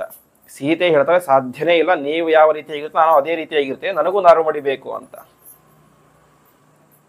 ಈ ಸಂದರ್ಭದಲ್ಲಿ ಕೈಕೇಯಿ ಬುದ್ಧಿ ನೋಡಿ ನೇರವಾಗಿ ಮನೆಗೆ ಓಡಿ ಹೋಗಿ ಹಳೆಯದೊಂದು ನಾರು ಮಡಿ ತಂದು ಕೊಟ್ಟು ಬಿಡ್ತಾಳೆ. ಬೇಡ ಅಮ್ಮ ಅದನ್ನು ಉಟ್ಕೋಬೇಡ ನೀನು ಅಂತ ಕೈಕೇಯಿ ಹೇಳಲೇ ಇಲ್ಲ. ನೇರವಾಗಿ ಹಳೆಯ ನಾರು ಮಡಿ ಇತ್ತು ಮನೆಯಲ್ಲಿ, ತಂದು ಸೀತೆ ಕೈಗೆಟ್ಟು ಉಟ್ಕೋ ಅಂತ. ಅದು ಯಾವ ರೀತಿಯಾಗಿತ್ತು ಅಂತ ಹೇಳಿದ್ರೆ, ನಾರ್ಮಡಿ ನಿಮಗೆಲ್ಲ ಗೊತ್ತೇ ಇರುತ್ತೆ, ಅದು ಸ್ವಲ್ಪ ನೀರಿಗೆ ಹಾಕಿಬಿಟ್ರೆ ಸ್ವಲ್ಪ ಗಟ್ಟಿ ಆಗಿಬಿಡುತ್ತೆ. ಅದು ರಟ್ಟಿನ ಹಾಗೆ ಆಗಿಬಿಟ್ಟಿತ್ತು ಅಂತೆ. ಅದನ್ನು ಹೇಗೆ ಉಟ್ಕೊಳ್ಬೇಕಂತ ಕೂಡ ಪಾಪ ಸೀತಾದೇವಿಗೆ ಗೊತ್ತಿಲ್ಲ. ಕೊನೆಗೆ ಮರೆಗೆ ಕರೆದುಕೊಂಡು ಹೋಗಿ ರಾಮದೇವರು ತಾವು ಆ ಸೀರೆಯನ್ನು ಉಡಿಸ್ತಾರೆ ಅಂತೆ, ನಾರುಮಡಿಯ ಸೀರೆಯನ್ನು. ವೈಭವದ ಆಭರಣ, ದೊಡ್ಡ ದೊಡ್ಡ ರೇಷ್ಮೆ ಸೀರೆಗಳನ್ನು ಉಟ್ಟಿಕೊಂಡು ಮೆರೆಯಬೇಕಾಗಿದ್ದಂತಹ ಸೀತಾದೇವಿ ಇವತ್ತು 16-17 ವರ್ಷ ವಯಸ್ಸಿಗೆ ನಾರುಮಡಿಯನ್ನು ಉಟ್ಟುಕೊಂಡು ಕಾಡಿಗೆ ಹೋಗಲಿಕ್ಕೆ ರೆಡಿಯಾಗಿದ್ದಾಳೆ. ಇದೆಲ್ಲವನ್ನು ನೋಡಿದರೂ ಕೂಡ ಕೈಕೇಯಿಯ ಮನಸ್ಸು ಸ್ವಲ್ಪವೂ ಕೂಡ ಕರಗಲಿಲ್ಲ. ಅವಳೇ ತಂದು ಕೊಟ್ಟಳು ನಾರುಮಡಿ. ಆ ರೀತಿಯಂಥ ದುಷ್ಟ ಹೆಣ್ಣು ಕೊನೆಗೆ ಉಟ್ಕೊಳ್ತಾಳೆ. ಇಷ್ಟೆಲ್ಲ ಆಯಿತು. ಅಲ್ಲಿ ಇದ್ದಂತಹ ವಸಿಷ್ಠ ಋಷಿಗಳೇ ಅವರಂದರೆ ಕುಲಪುರೋಹಿತರು, ಅವರಿಗೆ ತುಂಬ ಸಿಟ್ಟು ಬರುತ್ತೆ. ತುಂಬ ಸಿಟ್ಟು ಬಂದು, ಸಾಮಾನ್ಯವಾಗಿ ಮುನಿಗಳು ಅಂತ ಯಾರು ಅಂತ ಹೇಳಿದ್ರೆ, ಯಾರು ಸದಾಕಾಲ ಮೌನವಾಗಿ ಇರ್ತಾರೋ ಅವರು ಮುನಿಗಳು ಅಂತೆ. ಮೌನದಿಂದಾಗಿದ್ದು ನಿರಂತರ ಪರಮಾತ್ಮನ ಮನನವನ್ನು ಧ್ಯಾನವನ್ನು ಮಾಡುವವರು ಋಷಿಗಳು, ಮುನಿಗಳು ಅಂತ ಕರೆಸ್ಕೊತಾರೆ. ಅವ್ರಿಗೆ ಯಾವತ್ತೂ ಸಿಟ್ಟು ಬರೋದಿಲ್ಲ, ಏನೂ ಬರೋದಿಲ್ಲ. ವಸಿಷ್ಠರು ಹಾಗೇ ಇದ್ರು, ಯಾವತ್ತೂ ಸಿಟ್ಟಿಗೇಳದೇ ಇರುವಂತಹ ದೊಡ್ಡ ಋಷಿಗಳು ವಸಿಷ್ಠರು. ತಮ್ಮ ಜೀವನದಲ್ಲಿ ಒಂದೇ ಒಂದು ಬಾರಿ ಸಿಟ್ಟಿಗೇಳದೇ ಇದ್ದಂತಹ ವಸಿಷ್ಠ ಋಷಿಗಳು ಈ ಒಂದು ಸಂದರ್ಭವನ್ನು ನೋಡಿ ಭಾರೀ ಸಿಟ್ಟಿಗೆದ್ದು ಬಿಡ್ತಾರೆ ಅಂತೆ. ಕೈಕೇಯಿಗೆ ವಾಚಾಮಗೋಚರವಾಗಿ ಬಾಯಿಗೆ ಬಂದ ರೀತಿಯಾಗಿ ಬೈತಾರೆ. ಆವಾಗ ವಸಿಷ್ಠರಿಗೆ ರಾಮದೇವರು ಪ್ರಾರ್ಥನೆ ಮಾಡ್ತಾರೆ, ದಯವಿಟ್ಟು ಆ ರೀತಿಯಾಗಿ ನನ್ನ ತಾಯಿಯನ್ನು ಬೈಬೇಡಿ, ಅವಳದ್ದೇನೂ ತಪ್ಪಿಲ್ಲ ಎಂಬುದಾಗಿ, ನನ್ನ ಪ್ರಾರಬ್ಧ ಅಷ್ಟೇ ಇದು ಎಂಬುದಾಗಿ ರಾಮದೇವರು ಹೇಳ್ತಾರೆ. ಹೀಗೆ ಎಲ್ಲರೂ ಕೂಡ ಬೈತಾ ಇದ್ದದ್ದು ಯಾರಿಗೆ? ಕೈಕೇಯಿಗೆ. ಆದರೆ ವಾಸ್ತವಿಕವಾಗಿ ಬೈಬೇಕಾದದ್ದು ಯಾರು? ರಾಮದೇವರು ಮಾತ್ರ ಒಂದೇ ಒಂದು ಚಕಾರವನ್ನು ಕೂಡ ಕೈಕೇಯಿಗೆ ಬೈಲಿಲ್ಲ ಅಂತ. ಇನ್ನಷ್ಟು ನಮಸ್ಕಾರ ಮಾಡಿದ್ರಂತೆ, ಅಮ್ಮ ನಾನು ಹೋಗಿ ಬರ್ತೀನಿ, ಆಶೀರ್ವಾದ ಮಾಡು ಅಂತ. ಆ ರೀತಿಯಾದಂತಹ ಒಂದು ಸಂದರ್ಭ. ಕೊನೆಗೆ ಸುಮಿತ್ರೆ, ಲಕ್ಷ್ಮಣನ ತಾಯಿ ಸುಮಿತ್ರೆ ಕೂಡ ಒಂದು ಮಾತನಾಡಲಿಲ್ಲಂತೆ. ಲಕ್ಷ್ಮಣ ಅವಳು ಹೇಳ್ತಾಳೆ, ಅಯೋಧ್ಯಾಂ ಅಟವೀಂ ಅಯೋಧ್ಯಾಂ ಅಟವೀಂ ಇದ್ದಿ ಗಚ್ಚತಾತ ಯಥಾಸುಖಂ ಅಂತ. ನಿನಗೆ ಅರಣ್ಯವೇ ಅಯೋಧ್ಯ ನಗರಿ, ಹಾಗಾಗಿ ಹೋಗು. ಅವಳು ಹೇಳ್ತಾಳೆ, ಯಾವತ್ ಶೀಘ್ರಂ, ಆದಷ್ಟು ಬೇಗ ಹೋಗು, ಯಾಕೆ ತಡ ಮಾಡ್ತಾ ಇದ್ದೀಯ ಅಂತ. ರಾಮನ ಸೇವೆಗೆ ತಡ ಮಾಡಬೇಡ, ಬೇಗ ಹೋಗು ಅಂತ ಸುಮಿತ್ರೆ ಲಕ್ಷ್ಮಣನ ಕಳಿಸ್ತಾ ಇದ್ದಾಳೆ. ಬೇರೆಯವರಾಗಿದ್ರೆ ರಾಮ ಹೋಗ್ಬೇಕು ಅಷ್ಟೇ, ಲಕ್ಷ್ಮಣ ಯಾಕೆ ಹೋಗ್ಬೇಕು ಅಂತ ಹೇಳ್ತಾ ಇದ್ರು. ಸುಮಿತ್ರೆ ಯಾವುದನ್ನು ಹೇಳಿಲ್ಲ, ಆದಷ್ಟು ಬೇಗ ಹೋಗು, ತಡ ಮಾಡಬೇಡ ಅಂತ ಹೇಳ್ತಾ ಇದ್ದಾಳೆ. ಹೀಗೆ ಒಬ್ಬೊಬ್ಬರ ವ್ಯಕ್ತಿತ್ವದ ಪರಿಚಯ ಕೂಡ ನಮ್ಗೆ ಆಗೋದು ಪ್ರಧಾನವಾಗಿ ಅಯೋಧ್ಯಕಾಂಡದಲ್ಲಿ. ರಾಮದೇವರ ವ್ಯಕ್ತಿತ್ವ, ಕೈಕೇಯಿಯ ವ್ಯಕ್ತಿತ್ವ, ದಶರಥನ ವ್ಯಕ್ತಿತ್ವ, ಕೌಸಲ್ಯ ಮತ್ತು ಸುಮಿತ್ರೆ ಅವರು ಕೂಡ ವಾಸ್ತವಿಕ ಕೌಸಲ್ಯ ಮಾತ್ರ ಹೃದಯ, ಅವರು ಬೇಡ ಅಂತ ಹೇಳಿದಳು. ಆದರೆ ಸುಮಿತ್ರೆ ಒಂದನ್ನು ಹೇಳಿಲ್ಲ, ಆದಷ್ಟು ಬೇಗ ಹೋಗು ಅಂತ ಹೇಳಿದಳು. ವಸಿಷ್ಠ ಋಷಿಗಳು ಯಾವತ್ತೂ ಕೋಪಕ್ಕೆ ಈಡಾಗದೇ ಇರುವಂತಹ ವಸಿಷ್ಠರು ಅವತ್ತು ಸಿಟ್ಟಿಗೆದ್ದರು. ಯಾಕೆ? ರಾಮದೇವರ ಮೇಲಿನ ಪ್ರೀತಿಯಿಂದಾಗಿ. ಎಲ್ಲ ಪ್ರಜೆಗಳು ಅವರು ಕೂಡ ಹೋಗಬೇಡಿ ಅಂತ ಭಕ್ತಿಯಿಂದ ಪ್ರಾರ್ಥನೆ ಮಾಡ್ತಾ ಇದ್ರು ರಾಮದೇವರ ಹತ್ತಿರ. ಇಷ್ಟಾದರೂ ಕೂಡ ಕೈಕೇಯಿ ಮತ್ತು ಮಂಥರೆಯ ನಿರ್ಧಾರ ಯಾವತ್ತೂ ಕೂಡ ಹಿಂದೆ ಬರಲಿಲ್ಲ. ಹೀಗೆ 3 ಜನರು ಕೂಡ ಎಲ್ಲರ ಆಶೀರ್ವಾದ, ದಶರಥ, ಸುಮಿತ್ರೆ, ಕೈಕೇಯಿ, ಕೌಸಲ್ಯ, ಈ 3 ಜನರ ಆಶೀರ್ವಾದವನ್ನು ಕೂಡ ಪಡೆದುಕೊಂಡು ಅವರೆಲ್ಲರೂ ಕೂಡ ಅಲ್ಲಿಗೆ ಹೋಗಲಿಕ್ಕೆ ಅಂತ ರೆಡಿ ಆಗ್ತಾರೆ, ಕಾಡಿಗೆ ಹೋಗಲಿಕ್ಕೆ ಅಂತ. ಇದೇ ಒಂದು ಸಂದರ್ಭದಲ್ಲಿ ಏನಾಗುತ್ತೆ ಅಂತ ಹೇಳಿದ್ರೆ, ಅಯೋಧ್ಯೆಯಲ್ಲಿ ಒಂದು ಮನೆಯಲ್ಲಿ ಒಂದು ಗಂಡು ಮಗು ಹುಟ್ಟುತ್ತೆ ಅಂತೆ. ಆ ದಂಪತಿಗಳಿಗೆ ಮದುವೆಯಾಗಿ ಅನೇಕ ವರ್ಷಗಳಾಗಿದ್ದರೂ ಕೂಡ ಮಕ್ಕಳಾಗಿರಲಿಲ್ಲ. ಕಾಡಿಗೆ ಹೋಗಬೇಕು, ಇನ್ನೇನು ರಾಮದೇವರು ಮಗು ಅಳ್ಳಿಕ್ಕೆ ಶುರುವಾಯಿತು. ಮಗು ಆಗತಾನೆ ಹುಟ್ಟಿತು. ಸಾಮಾನ್ಯವಾಗಿ ಬೇರೆಯವರಾಗಿದ್ರೆ ತುಂಬ ಸಂತೋಷ ಪಡ್ತಾ ಇದ್ರು, ಯಾಕೆ ಇಷ್ಟು ವರ್ಷ ಮಕ್ಕಳಾಗಿರಲಿಲ್ಲ, ಮಗು ಆಯಿತು ಅಂತ. ಆದರೆ ಆ ಮಗುವನ್ನು ಹಡೆದಂತಹ ತಾಯಿಯ ಮಗುವಿಗೆ ಬೈತಾಳೆ, ನೀನು ಎಂತಹ ದರಿದ್ರ ಅಪಶಕುನ ಅಂತ. ನೀನು ಹುಟ್ಟಿದ ಸಂದರ್ಭದಲ್ಲಿ ರಾಮದೇವರು ಕಾಡಿಗೆ ಹೋಗ್ತಾ ಇದ್ದಾನೆ ಅಂತ, ನೀನು ಎಂಥ ದೊಡ್ಡ ಅನಿಷ್ಟ ಅಂತ ಆಗ ತಾನೇ ಹುಟ್ಟಿದಂತಹ ಮಗುವಿಗೆ ಹಡೆದ ತಾಯಿ ಬೈತಾ ಇದ್ದಾಳೆ. ಅಂದ್ರೆ ಅವಳ ಮನಸ್ಥಿತಿ ಯಾವ ರೀತಿಯಾಗಿತ್ತು ಅಂತ. ರಾಮದೇವರ ಮೇಲೆ ಅಷ್ಟು ವಿಧವಾದಂತಹ ಭಕ್ತಿ ಪ್ರೀತಿ ಎಲ್ಲರಿಗೂ ಇತ್ತು. ಆಗ ತಾನೇ ಹುಟ್ಟಿದಂತಹ ಜನನೀ ನಾಭ್ಯನಂದತ ಅಂತ ಹೇಳ್ತಾರೆ. ಆ ತಾಯಿ ಖುಷಿನೇ ಪಡ್ಲಿಲ್ಲ, ತುಂಬಾ ದುಃಖ ಪಟ್ಬಿಟ್ಲಂತೆ. ನನ್ನಂತಹ ಮಗು ಹುಟ್ಟಿದಂತಹ ಸಂದರ್ಭದಲ್ಲಿ ರಾಮದೇವ್ರ ಕಾಡಿಗೆ ಹೋಗ್ತಾ ಇದ್ದ ಅಂತೇಳಿ ನಾನೆಂತಹ ದೌರ್ಭಾಗ್ಯವಂತೆ, ನನ್ನ ಮಗು ಎಂತಹ ದೊಡ್ಡ ಅನಿಷ್ಟ ಅಂತ. ಆ ರೀತಿಯಾಗಿ ಆಗತ್ತೆ. ಕೊನೆಗೆ ಅಯೋಧ್ಯೆ ಹಿಂದೆ ಹೇಳಿದಂತೆ ಅತಿ ದೊಡ್ಡ ನಗರಿ, ದೊಡ್ಡ ಪಟ್ಟಣ. ಅಲ್ಲಿ ಅನೇಕ ಜನ ಋಷಿಗಳಿದ್ದರು, ಬ್ರಾಹ್ಮಣರಿದ್ದರು, ಎಲ್ಲ ವಿಧವಾದಂತಹ ಜನರು ಇದ್ದರು. ಅವತ್ತು ಮಾತ್ರ ಅಯೋಧ್ಯೆಯಲ್ಲಿ ಸ್ಮಶಾನದ ಮೌನ. ಯಾವ ಮನೆಯಲ್ಲಿ ಹೋಮ ಇಲ್ಲ, ಸಂಧ್ಯಾ ವಂದನೆ ಇಲ್ಲ, ಜಪ ಇಲ್ಲ, ಪೂಜೆ ಇಲ್ಲ, ಯಾವುದೂ ಇಲ್ಲ. ಎಲ್ಲರೂ ಕೂಡ ತಮ್ಮ ತಮ್ಮ ಮನೆಯನ್ನು ಬಿಟ್ಟು ದಾರಿಗೆ ಬಂದು ನಿಂತಿದ್ದಾರೆ. ಎಷ್ಟು ಅಂತ ಹೇಳಿದರೆ, ಗಾವೋ ವತ್ಸಾನ್ ನಪಾನ ಪಾಯೆಯನ್ನಂತ, ಹಸುಗಳು ತಮ್ಮ ಕರುಗಳಿಗೆ ಹಾಲನ್ನು ಕೂಡ ಕುಡಿಸ್ಲಿಲ್ಲ ಅಂತೆ. ಆ ರೀತಿಯಾದಂತಹ ಸಂದರ್ಭ ಅಯೋಧ್ಯೆಯಲ್ಲಿ ನಿರ್ಮಾಣ ಆಗಿತ್ತು. ಸರಿ, ರಾಮದೇವರು ರಥದಲ್ಲಿ ಹತ್ತಿದರು, ಹೊರಡಬೇಕು ಅಂತ ತೀರ್ಮಾನ ಮಾಡಿದ್ದಾರೆ. ಆದರೆ ಈ ಪ್ರಜೆಗಳು ಯಾರು ಕೂಡ ದಾರಿಯನ್ನೇ ಬಿಡ್ತಾ ಇಲ್ಲ ಅಂತ. ನೀನು ಹೋಗ್ಲಿಕ್ಕೆ ಸಾಧ್ಯನೇ ಇಲ್ಲ, ಆಗಿದ್ದಾಗಲಿ ಬೇಕಾದರೆ ನಾವೇ ಭರತ ಮತ್ತು ದಶರಥನೊಟ್ಟಿಗೆ ಯುದ್ಧ ಮಾಡಿ ಅವರನ್ನು ಸೋಲಿಸ್ತೇವೆ, ನೀನೇ ರಾಜನಾಗಬೇಕು ಅಂತ. ಕೊನೆಗೆ ರಾಮದೇವರು ಕೈ ಮುಗಿದು ಪ್ರಾರ್ಥನೆ ಮಾಡ್ತಾರೆ, ದಯವಿಟ್ಟು ಆ ರೀತಿಯಾದ ತಪ್ಪನ್ನು ಯಾರು ಕೂಡ ಮಾಡ್ಲಿಕ್ಕೆ ಹೋಗಬೇಡಿ, ನಾನು ವಾಪಸ್ ಬಂದೇ ಬರ್ತೇನೆ. ನಾನೇನು ಕಾಡಿನಲ್ಲಿ ಇರೋದಿಲ್ಲ, 14 ವರ್ಷ ಆದಮೇಲೆ ಅವತ್ತು ವಾಪಸ್ ಬಂದೇ ಬರ್ತೇನೆ, ನಿಮ್ಮನ್ನು ಚೆನ್ನಾಗಿ ನೋಡ್ಕೊಳ್ತೇನೆ. ಭರತ ಅವನು ಒಳ್ಳೆಯ ವ್ಯಕ್ತಿ, ರಾಜನಾಗಲಿ, ದಯವಿಟ್ಟು ಆ ರೀತಿಯಾದ ತಪ್ಪು ಕಾರ್ಯವನ್ನು ಮಾಡಬೇಡಿ ಎಂಬುದಾಗಿ ಹೇಳ್ತಾರೆ. ಈ ರೀತಿಯಾಗಿ ಆಯಿತು. ಅಷ್ಟಾದರೂ ಕೂಡ ಅನೇಕ ಜನ, ಸಾವಿರಾರು ಜನ ಪ್ರಜೆಗಳು ರಾಮನ ರಥದ ಹಿಂದೆ ಬಂದರು ಅಂತೆ. ಕೊನೆಗೆ ರಾತ್ರಿ ಆಯಿತು, ಒಂದು ಕಡೆ ಹೋಗಿ ವಿಶ್ರಾಂತಿ ಪಡ್ಕೊಂಡ್ರು. ರಾಮದೇವರು ಎಲ್ಲ ಮಲಗಿದ್ರು, ಕಾಡಿನಲ್ಲಿ ಮಲಗಿಕೊಂಡ್ರು. ಬಂದಂತಹ ಸಾವಿರಾರು ಜನರು ಕೂಡ ಅಲ್ಲೇ ಮಲ್ಕೊಂಡ್ಬಿಟ್ರಂತೆ, ಹೋಗಲೇ ಇಲ್ಲ ಅಂತೆ. ಕೊನೆಗೆ ಮಧ್ಯರಾತ್ರಿ ರಾಮದೇವರಿಗೆ ಎಚ್ಚರ ಆಗುತ್ತೆ. ಎಚ್ಚರ ಆದ ತಕ್ಷಣ ಲಕ್ಷ್ಮಣ ಮತ್ತು ಸೀತೆಯನ್ನು ಎಬ್ಬಿಸ್ತಾರೆ. ಸುಮಂತ್ರ ಅವನನ್ನು ಎಬ್ಬಿಸ್ತಾರೆ. ಎಬ್ಬಿಸಿ ಹೇಳ್ತಾರೆ, ನಾವು ಬೆಳಗ್ಗೆ ಎದ್ದು ಇಲ್ಲಿಂದ ಹೊರಟ್ರೆ ನನ್ನ ಹಿಂದೆ ಮತ್ತೆ ಯಾರು ಬರ್ತಾರೆ? ಈ ಎಲ್ಲ ಪ್ರಜೆಗಳು ಬರ್ತಾರೆ. ಹಾಗಾಗಿ ಅವರಿಗೆ ಎಚ್ಚರ ಆಗುವುದಕ್ಕಿಂತ ಮುಂಚೆಯೇ ನಾವೆಲ್ಲರಿಗೂ ಇಲ್ಲಿಂದ ಹೋಗಿಬಿಡೋಣ ಅಂತ ರಾಮದೇವರು ಮಧ್ಯರಾತ್ರಿ ಅಲ್ಲಿಂದ ದೂರ ಪ್ರಯಾಣ ಬೆಳೆಸಿಬಿಡ್ತಾರೆ. ಬೆಳಗ್ಗೆ ಎದ್ದು ನೋಡ್ತಾರೆ, ರಾಮದೇವರೇ ಇಲ್ಲ, ಯಾವ ಕಡೆ ಹೋಗಿದ್ದಾನೆ ಅಂತ ಗೊತ್ತಿಲ್ಲ. ಕೊನೆಗೆ ಪ್ರಜೆಗಳೆಲ್ಲರೂ ಕೂಡ ತುಂಬ ದುಃಖದಿಂದಾಗಿ ವಾಪಸ್ ತಮ್ಮ ಮನೆಗಳಿಗೆ ಹೋಗಿಬಿಡ್ತಾರೆ. ಈ ಕಡೆ ರಾಮದೇವರು ತಮ್ಮ ಪ್ರಯಾಣವನ್ನು ಮುಂದೆವರಿಸಿ ಅವರು ಗುಹನ ಒಂದು ಮನೆಗೆ ಬರ್ತಾರೆ. ಗುಹ ಅವನೊಬ್ಬ ಬೇಡರ ವನವಾಸಿ, ಕಾಡಿನಲ್ಲಿ ಇರುವಂತಹ ಒಬ್ಬ ವ್ಯಕ್ತಿ, ಬೇಡ.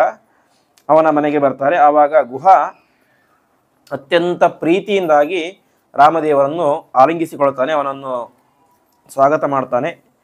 ಗುಹ ಒಬ್ಬ ಬೆಸ್ತರ ಒಡೆಯ, ಬೆಸ್ತ ಅಂತ ಹೇಳಿದ್ರೆ ಮೀನು ಹಿಡಿತಾರಲ್ಲ ಮೀನುಗಾರರು, ಅವರ ಒಂದು ರಾಜನಾಗಿದ್ದ. ಹೀಗೆ ಅವರೆಲ್ಲರೂ ಕೂಡ ಅಲ್ಲಿ ಅವತ್ತಿನ ದಿವಸ ವಾಸವಾಗಿರ್ತಾರೆ. ವಾಸವಾದಂತಹ ಸಂದರ್ಭದಲ್ಲಿ ರಾತ್ರಿ ಏನಾದರೂ ಕೂಡ ಆಪತ್ತು ಬರ್ಬೋದೇನೋ ಅಂತ ಗುಹ, ಅವನು ಮಹಾರಾಜ, ಬೇಸ್ತರ ಮಹಾರಾಜ, ಅವನು ರಾತ್ರಿಯೆಲ್ಲ ಎಚ್ಚರ ಇದ್ದು ಅವನನ್ನು ರಕ್ಷಣೆಯನ್ನು ಮಾಡ್ತಾನೆ.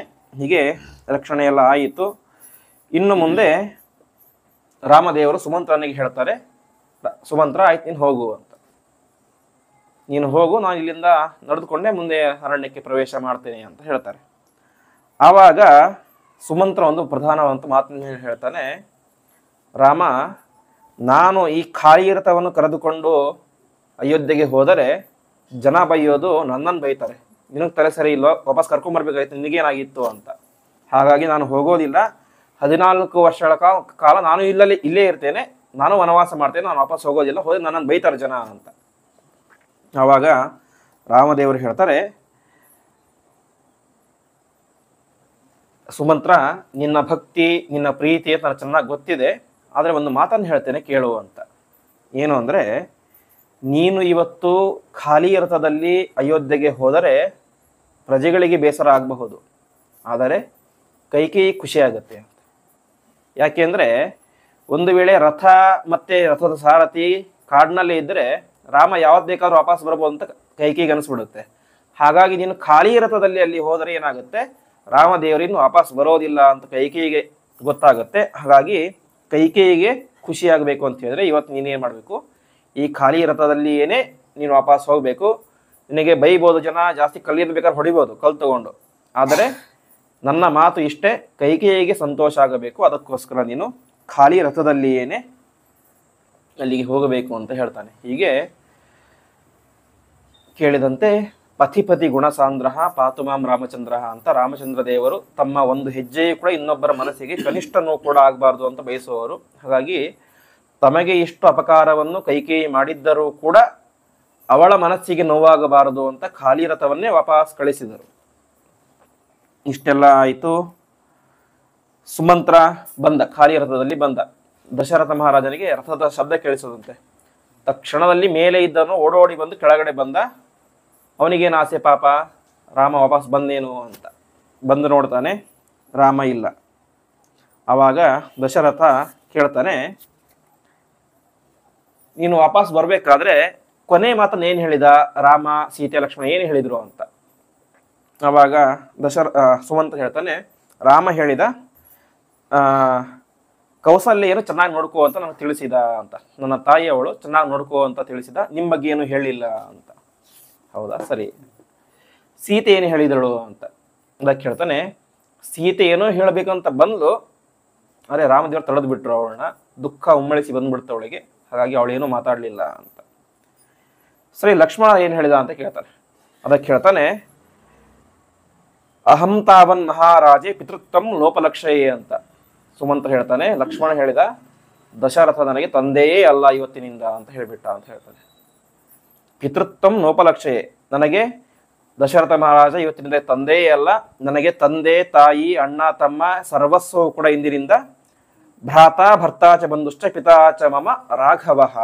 ನನಗೆ ಇನ್ನು ಮುಂದೆ ರಾಮದೇವರೇ ತಂದೆ, ತಾಯಿ, ಸರ್ವಸ್ವ ಎಲ್ಲವೂ ಕೂಡ ದಶರಥ ಮಹಾರಾಜ ನನಗೆ ತಂದೆಯೇ ಅಲ್ಲ ಅಂತ ಖಡಾಖಂಡಿತವಾಗಿ ಸಿಟ್ಟಿನಿಂದಾಗಿ ಹೇಳಿದ ಅಂತ ಸುಮಂತ ಹೇಳ್ತಾನೆ. ಇದನ್ನು ಕೇಳಿ ಇನ್ನೊಂದು ಮಾತನ್ನು ಹೇಳ್ತಾನೆ ಲಕ್ಷ್ಮಣ, ದಶರಥ ಮಹಾರಾಜ ತಂದೆ ಅಲ್ಲ ಅಷ್ಟು ಮಾತ್ರ ಅಲ್ಲ, ಅವನು ಒಬ್ಬ ರಾಜನೇ ಅಲ್ಲ ಅಂತ. ರಾಜ ಯಾವಾಗ ಒಬ್ಬ ಯೋಗ್ಯ ರಾಜ ಅಂತ ಹೇಳಿದ್ರೆ ಪ್ರಜೆಗಳ ಮನಸ್ಸಲ್ಲಿ ಏನಿರುತ್ತೋ ಅದನ್ನು ಈಡೇರಿಸಿದರೆ ಅವಾಗ ಏನಾಗ್ತಾನೆ, ಅವ್ನು ರಾಜ ಅಂತ ಕರ್ಸ್ಕೊಳ್ತಾನೆ. ಪ್ರಜೆಗಳ ಮನಸ್ಸಲ್ಲಿ ಇದ್ದದ್ದೇನು, ರಾಮ ರಾಜ ಆಗಬೇಕು ಅಂತ. ದಶರಥ ಮಾಡಿದ್ದೇನು, ಅವನು ಕಾಡಿಗೆ ಕಳಿಸಿದ್ದಾನೆ. ಹಾಗಾಗಿ ಅವನು ತಂದೆಯೂ ಅಲ್ಲ, ರಾಜನೂ ಅಲ್ಲ, ಅವನೊಬ್ಬ ಮನುಷ್ಯನೇ ಅಲ್ಲ ಅಂತ ಹೇಳ್ಬಿಡ್ತಾರೆ. ಕೊನೆಗೆ ಮನುಷ್ಯರಿಗೆ ಕನಿಷ್ಠ ಮನುಷ್ಯತ್ವ ಆದರೂ ಇರುತ್ತೆ, ಅವನು ಮನುಷ್ಯತ್ವವೇ ಇಲ್ಲದೆ ಇರುವಂತಹ ಒಬ್ಬ ಮೃಗ ಅವನು ಎಂಬುದಾಗಿ ಬೈದ ಅಂತ ಹೇಳ್ಬಿಡ್ತಾನೆ. ಸುಮಂತ್ರ ಹೇಳ್ತಾನೆ ಲಕ್ಷ್ಮಣ ಈ ರೀತಿಯಾಗಿ ಬೈದ ಅಂತ. ಇದರಿಂದ ದಶರಥ ಮಹಾರಾಜ ತುಂಬಾ ಬೇಸರ ಆಗುತ್ತೆ. ಪ್ರಧಾನ ರಾಮದೇವರು ತನ್ನ ಬಗ್ಗೆ ಏನೂ ಮಾತಾಡಲಿಲ್ಲ. ರಾಮದೇವರು ಹೇಳಿದ್ದೇನು, ಕೌಸಲ್ಯನ ಚೆನ್ನಾಗಿ ನೋಡ್ಕೋ ಅಂತಷ್ಟೇ. ಈ ಕಡೆ ಸೀತಾದೇವಿ ಏನೂ ಮಾತಾಡಲೇ ಇಲ್ಲ ಅವಳಂತರು. ಲಕ್ಷ್ಮಣ ರಾಜನೇ ಅಲ್ಲ, ತಂದೆಯೇ ಅಲ್ಲ, ಮನುಷ್ಯನೇ ಅಲ್ಲ ಅಂತ ಬೈದು ಬಿಟ್ಟ. ಇದರಿಂದಾಗಿ ಅವನಿಗೆ ತುಂಬಾ ಕೊನೆಯ ವಯಸ್ಸಿನಲ್ಲಿ ವಯಸ್ಸಾಗಿತ್ತು. ಈ ಕಡೆ ಮಕ್ಕಳು ಕಾಡಿಗೆ ಹೋಗಿದ್ದಾರೆ, ಮನೆಯಲ್ಲಿ ಶಾಂತಿ ಇಲ್ಲ. ಈ ಕಡೆ ಕೈಕೇಯಿಯ ಕೆಟ್ಟ ಕೆಟ್ಟ ಮಾತುಗಳು, ಇದನ್ನೆಲ್ಲ ಕೇಳಿ ಕೇಳಿ ಕೇಳಿ ದಶರಥನಿಗೆ ದುಃಖ ತಡೆಯಲಾಗದೆ ಕೆಲವೇ ದಿವಸಗಳಲ್ಲಿ ದಶರಥ ಮಹಾರಾಜ ಸತ್ತು ಹೋಗಿಬಿಡ್ತಾನೆ, ತನ್ನ ದೇಹವನ್ನು ತ್ಯಾಗ ಮಾಡಿಬಿಡ್ತಾನೆ. ಇದಕ್ಕೆ ಪ್ರಧಾನ ಕಾರಣ ಶ್ರವಣಕುಮಾರನ ತಂದೆ ತಾಯಿಗಳ ಶಾಪ. ಅವರು ಯಾವ ರೀತಿಯಾಗಿ ಮಗನನ್ನು ಕಳೆದುಕೊಂಡು ಸತ್ತು ಬಿಟ್ಟರೋ ಅದೇ ರೀತಿಯಾಗಿ ಈ ಒಂದು ದಶರಥ ಮಹಾರಾಜನು ಕೂಡ ತನ್ನ ಮಗನನ್ನು ಕಳೆದುಕೊಂಡು ತನ್ನ ಪ್ರಾಣ ತ್ಯಾಗವನ್ನು ಮಾಡ್ತಾನೆ. ಹೀಗೆ ಇಷ್ಟೆಲ್ಲ ಆಯಿತು.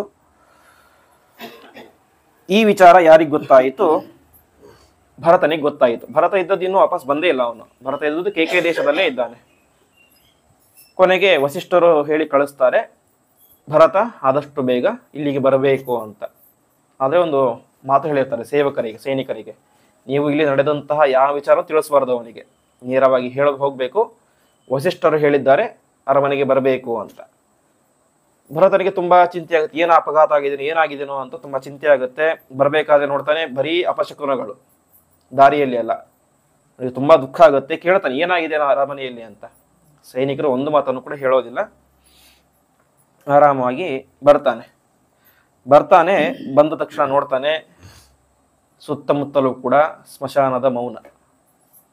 ಎರಡು ಪ್ರಧಾನ ಅಂಶ, ಒಂದು ರಾಮ ಇಲ್ಲ ಅಂತ ಒಂದು ಕಾರಣ, ಇನ್ನೊಂದು ಮಹಾರಾಜನಾದ ದಶರಥನೇ ಸತ್ತು ಹೋಗಿದ್ದಾನೆ ಅಂತ. ಸುತ್ತಲೂ ಕೂಡ ಸ್ಮಶಾನದ ಮೌನ. ನೇರವಾಗಿ ಅವನು ಬಂದದ್ದೇ ತಡ ಕೈಕೇಯಿಯ ಅರಮನೆಗೆ ಹೋಗ್ತಾನೆ. ಕೈಕೇಯಿಯ ಮನೆಗೆ ಹೋಗಿ, ಅಮ್ಮ ಏನಾಯಿತು, ಯಾಕೆ ಈ ರೀತಿಗೆ ಆಗಿದೆ ಅಂತ ಕೇಳ್ತಾನೆ. ಆವಾಗ ಕೈಕೇಯಿ ಏನೂ ದಾಕ್ಷಿಣ್ಯ ಇಲ್ಲದೆ ಒಂದು ಮಾತನ್ನು ಹೇಳ್ತಾಳೆ, ಎಲ್ಲರೂ ಒಂದು ದಿವಸ ಹೋಗಬೇಕಾದಂತಹ ಜಾಗಕ್ಕೆ ನಿಮ್ಮ ಅಪ್ಪ ಹೋಗಿದ್ದಾನೆ ಅಂತ. ಗಂಡನನ್ನು ಕಳೆದುಕೊಂಡಂತಹ ದುಃಖವೂ ಇಲ್ಲ, ಏನೂ ಇಲ್ಲ, ಯಾವ ಪಶ್ಚಾತ್ತಾಪ ಏನೂ ಇಲ್ಲ. ಎಲ್ಲರೂ ಕೂಡ ಒಂದು ದಿವಸ ಸಾಯಬೇಕು, ನಿಮ್ಮ ತಂದೆಗೂ ಸತ್ತಿದ್ದಾರೆ ಅಷ್ಟೇ ಅಂತ ಹೇಳ್ಬಿಡ್ತಾಳೆ.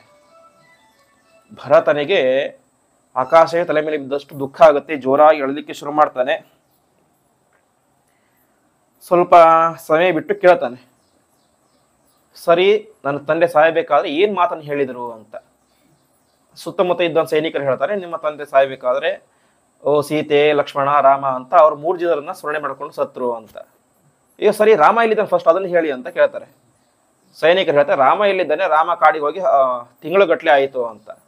ಕಾಡಿಗೆ ಯಾಕೆ ಹೋದ ಅಂತ ಕೇಳ್ತಾರೆ, ಎಲ್ಲ ವಿಚಾರವನ್ನು ಹೇಳ್ತಾರೆ. ಕೈಕೇಯಿ ನಿಮ್ಮ ತಾಯಿ ಈ ರೀತಿಯಾಗಿ ವರವನ್ನು ಕೇಳಿದಳು, ಅದಕ್ಕೋಸ್ಕರ ರಾಮಚಂದ್ರ ದೇವರು ಮತ್ತು ಲಕ್ಷ್ಮಣ ಮತ್ತು ಸೀತೆ 3 ಜನರು ಕೂಡ ಕಾಡಿಗೆ ಹೋದರು ಅಂತ ತಿಳಿಸ್ತಾರೆ. ಭರತನಿಗೆ ಇಲ್ಲಿ ತನಕ ದುಃಖ ಇತ್ತು, ಈಗ ಅದು ದುಃಖದ ಜೊತೆಗೆ ಸಿಟ್ಟು ಸೇರಿತು. ತನ್ನ ಹಡೆದ ತಾಯಿ ಅಂತ ಕೂಡ ನೋಡದೇನೆ ಬಾಯಿಗೆ ಬಂದ ರೀತಿಯಾಗಿ ಬೈಲಿಕ್ಕೆ ಶುರು ಮಾಡ್ತಾನೆ.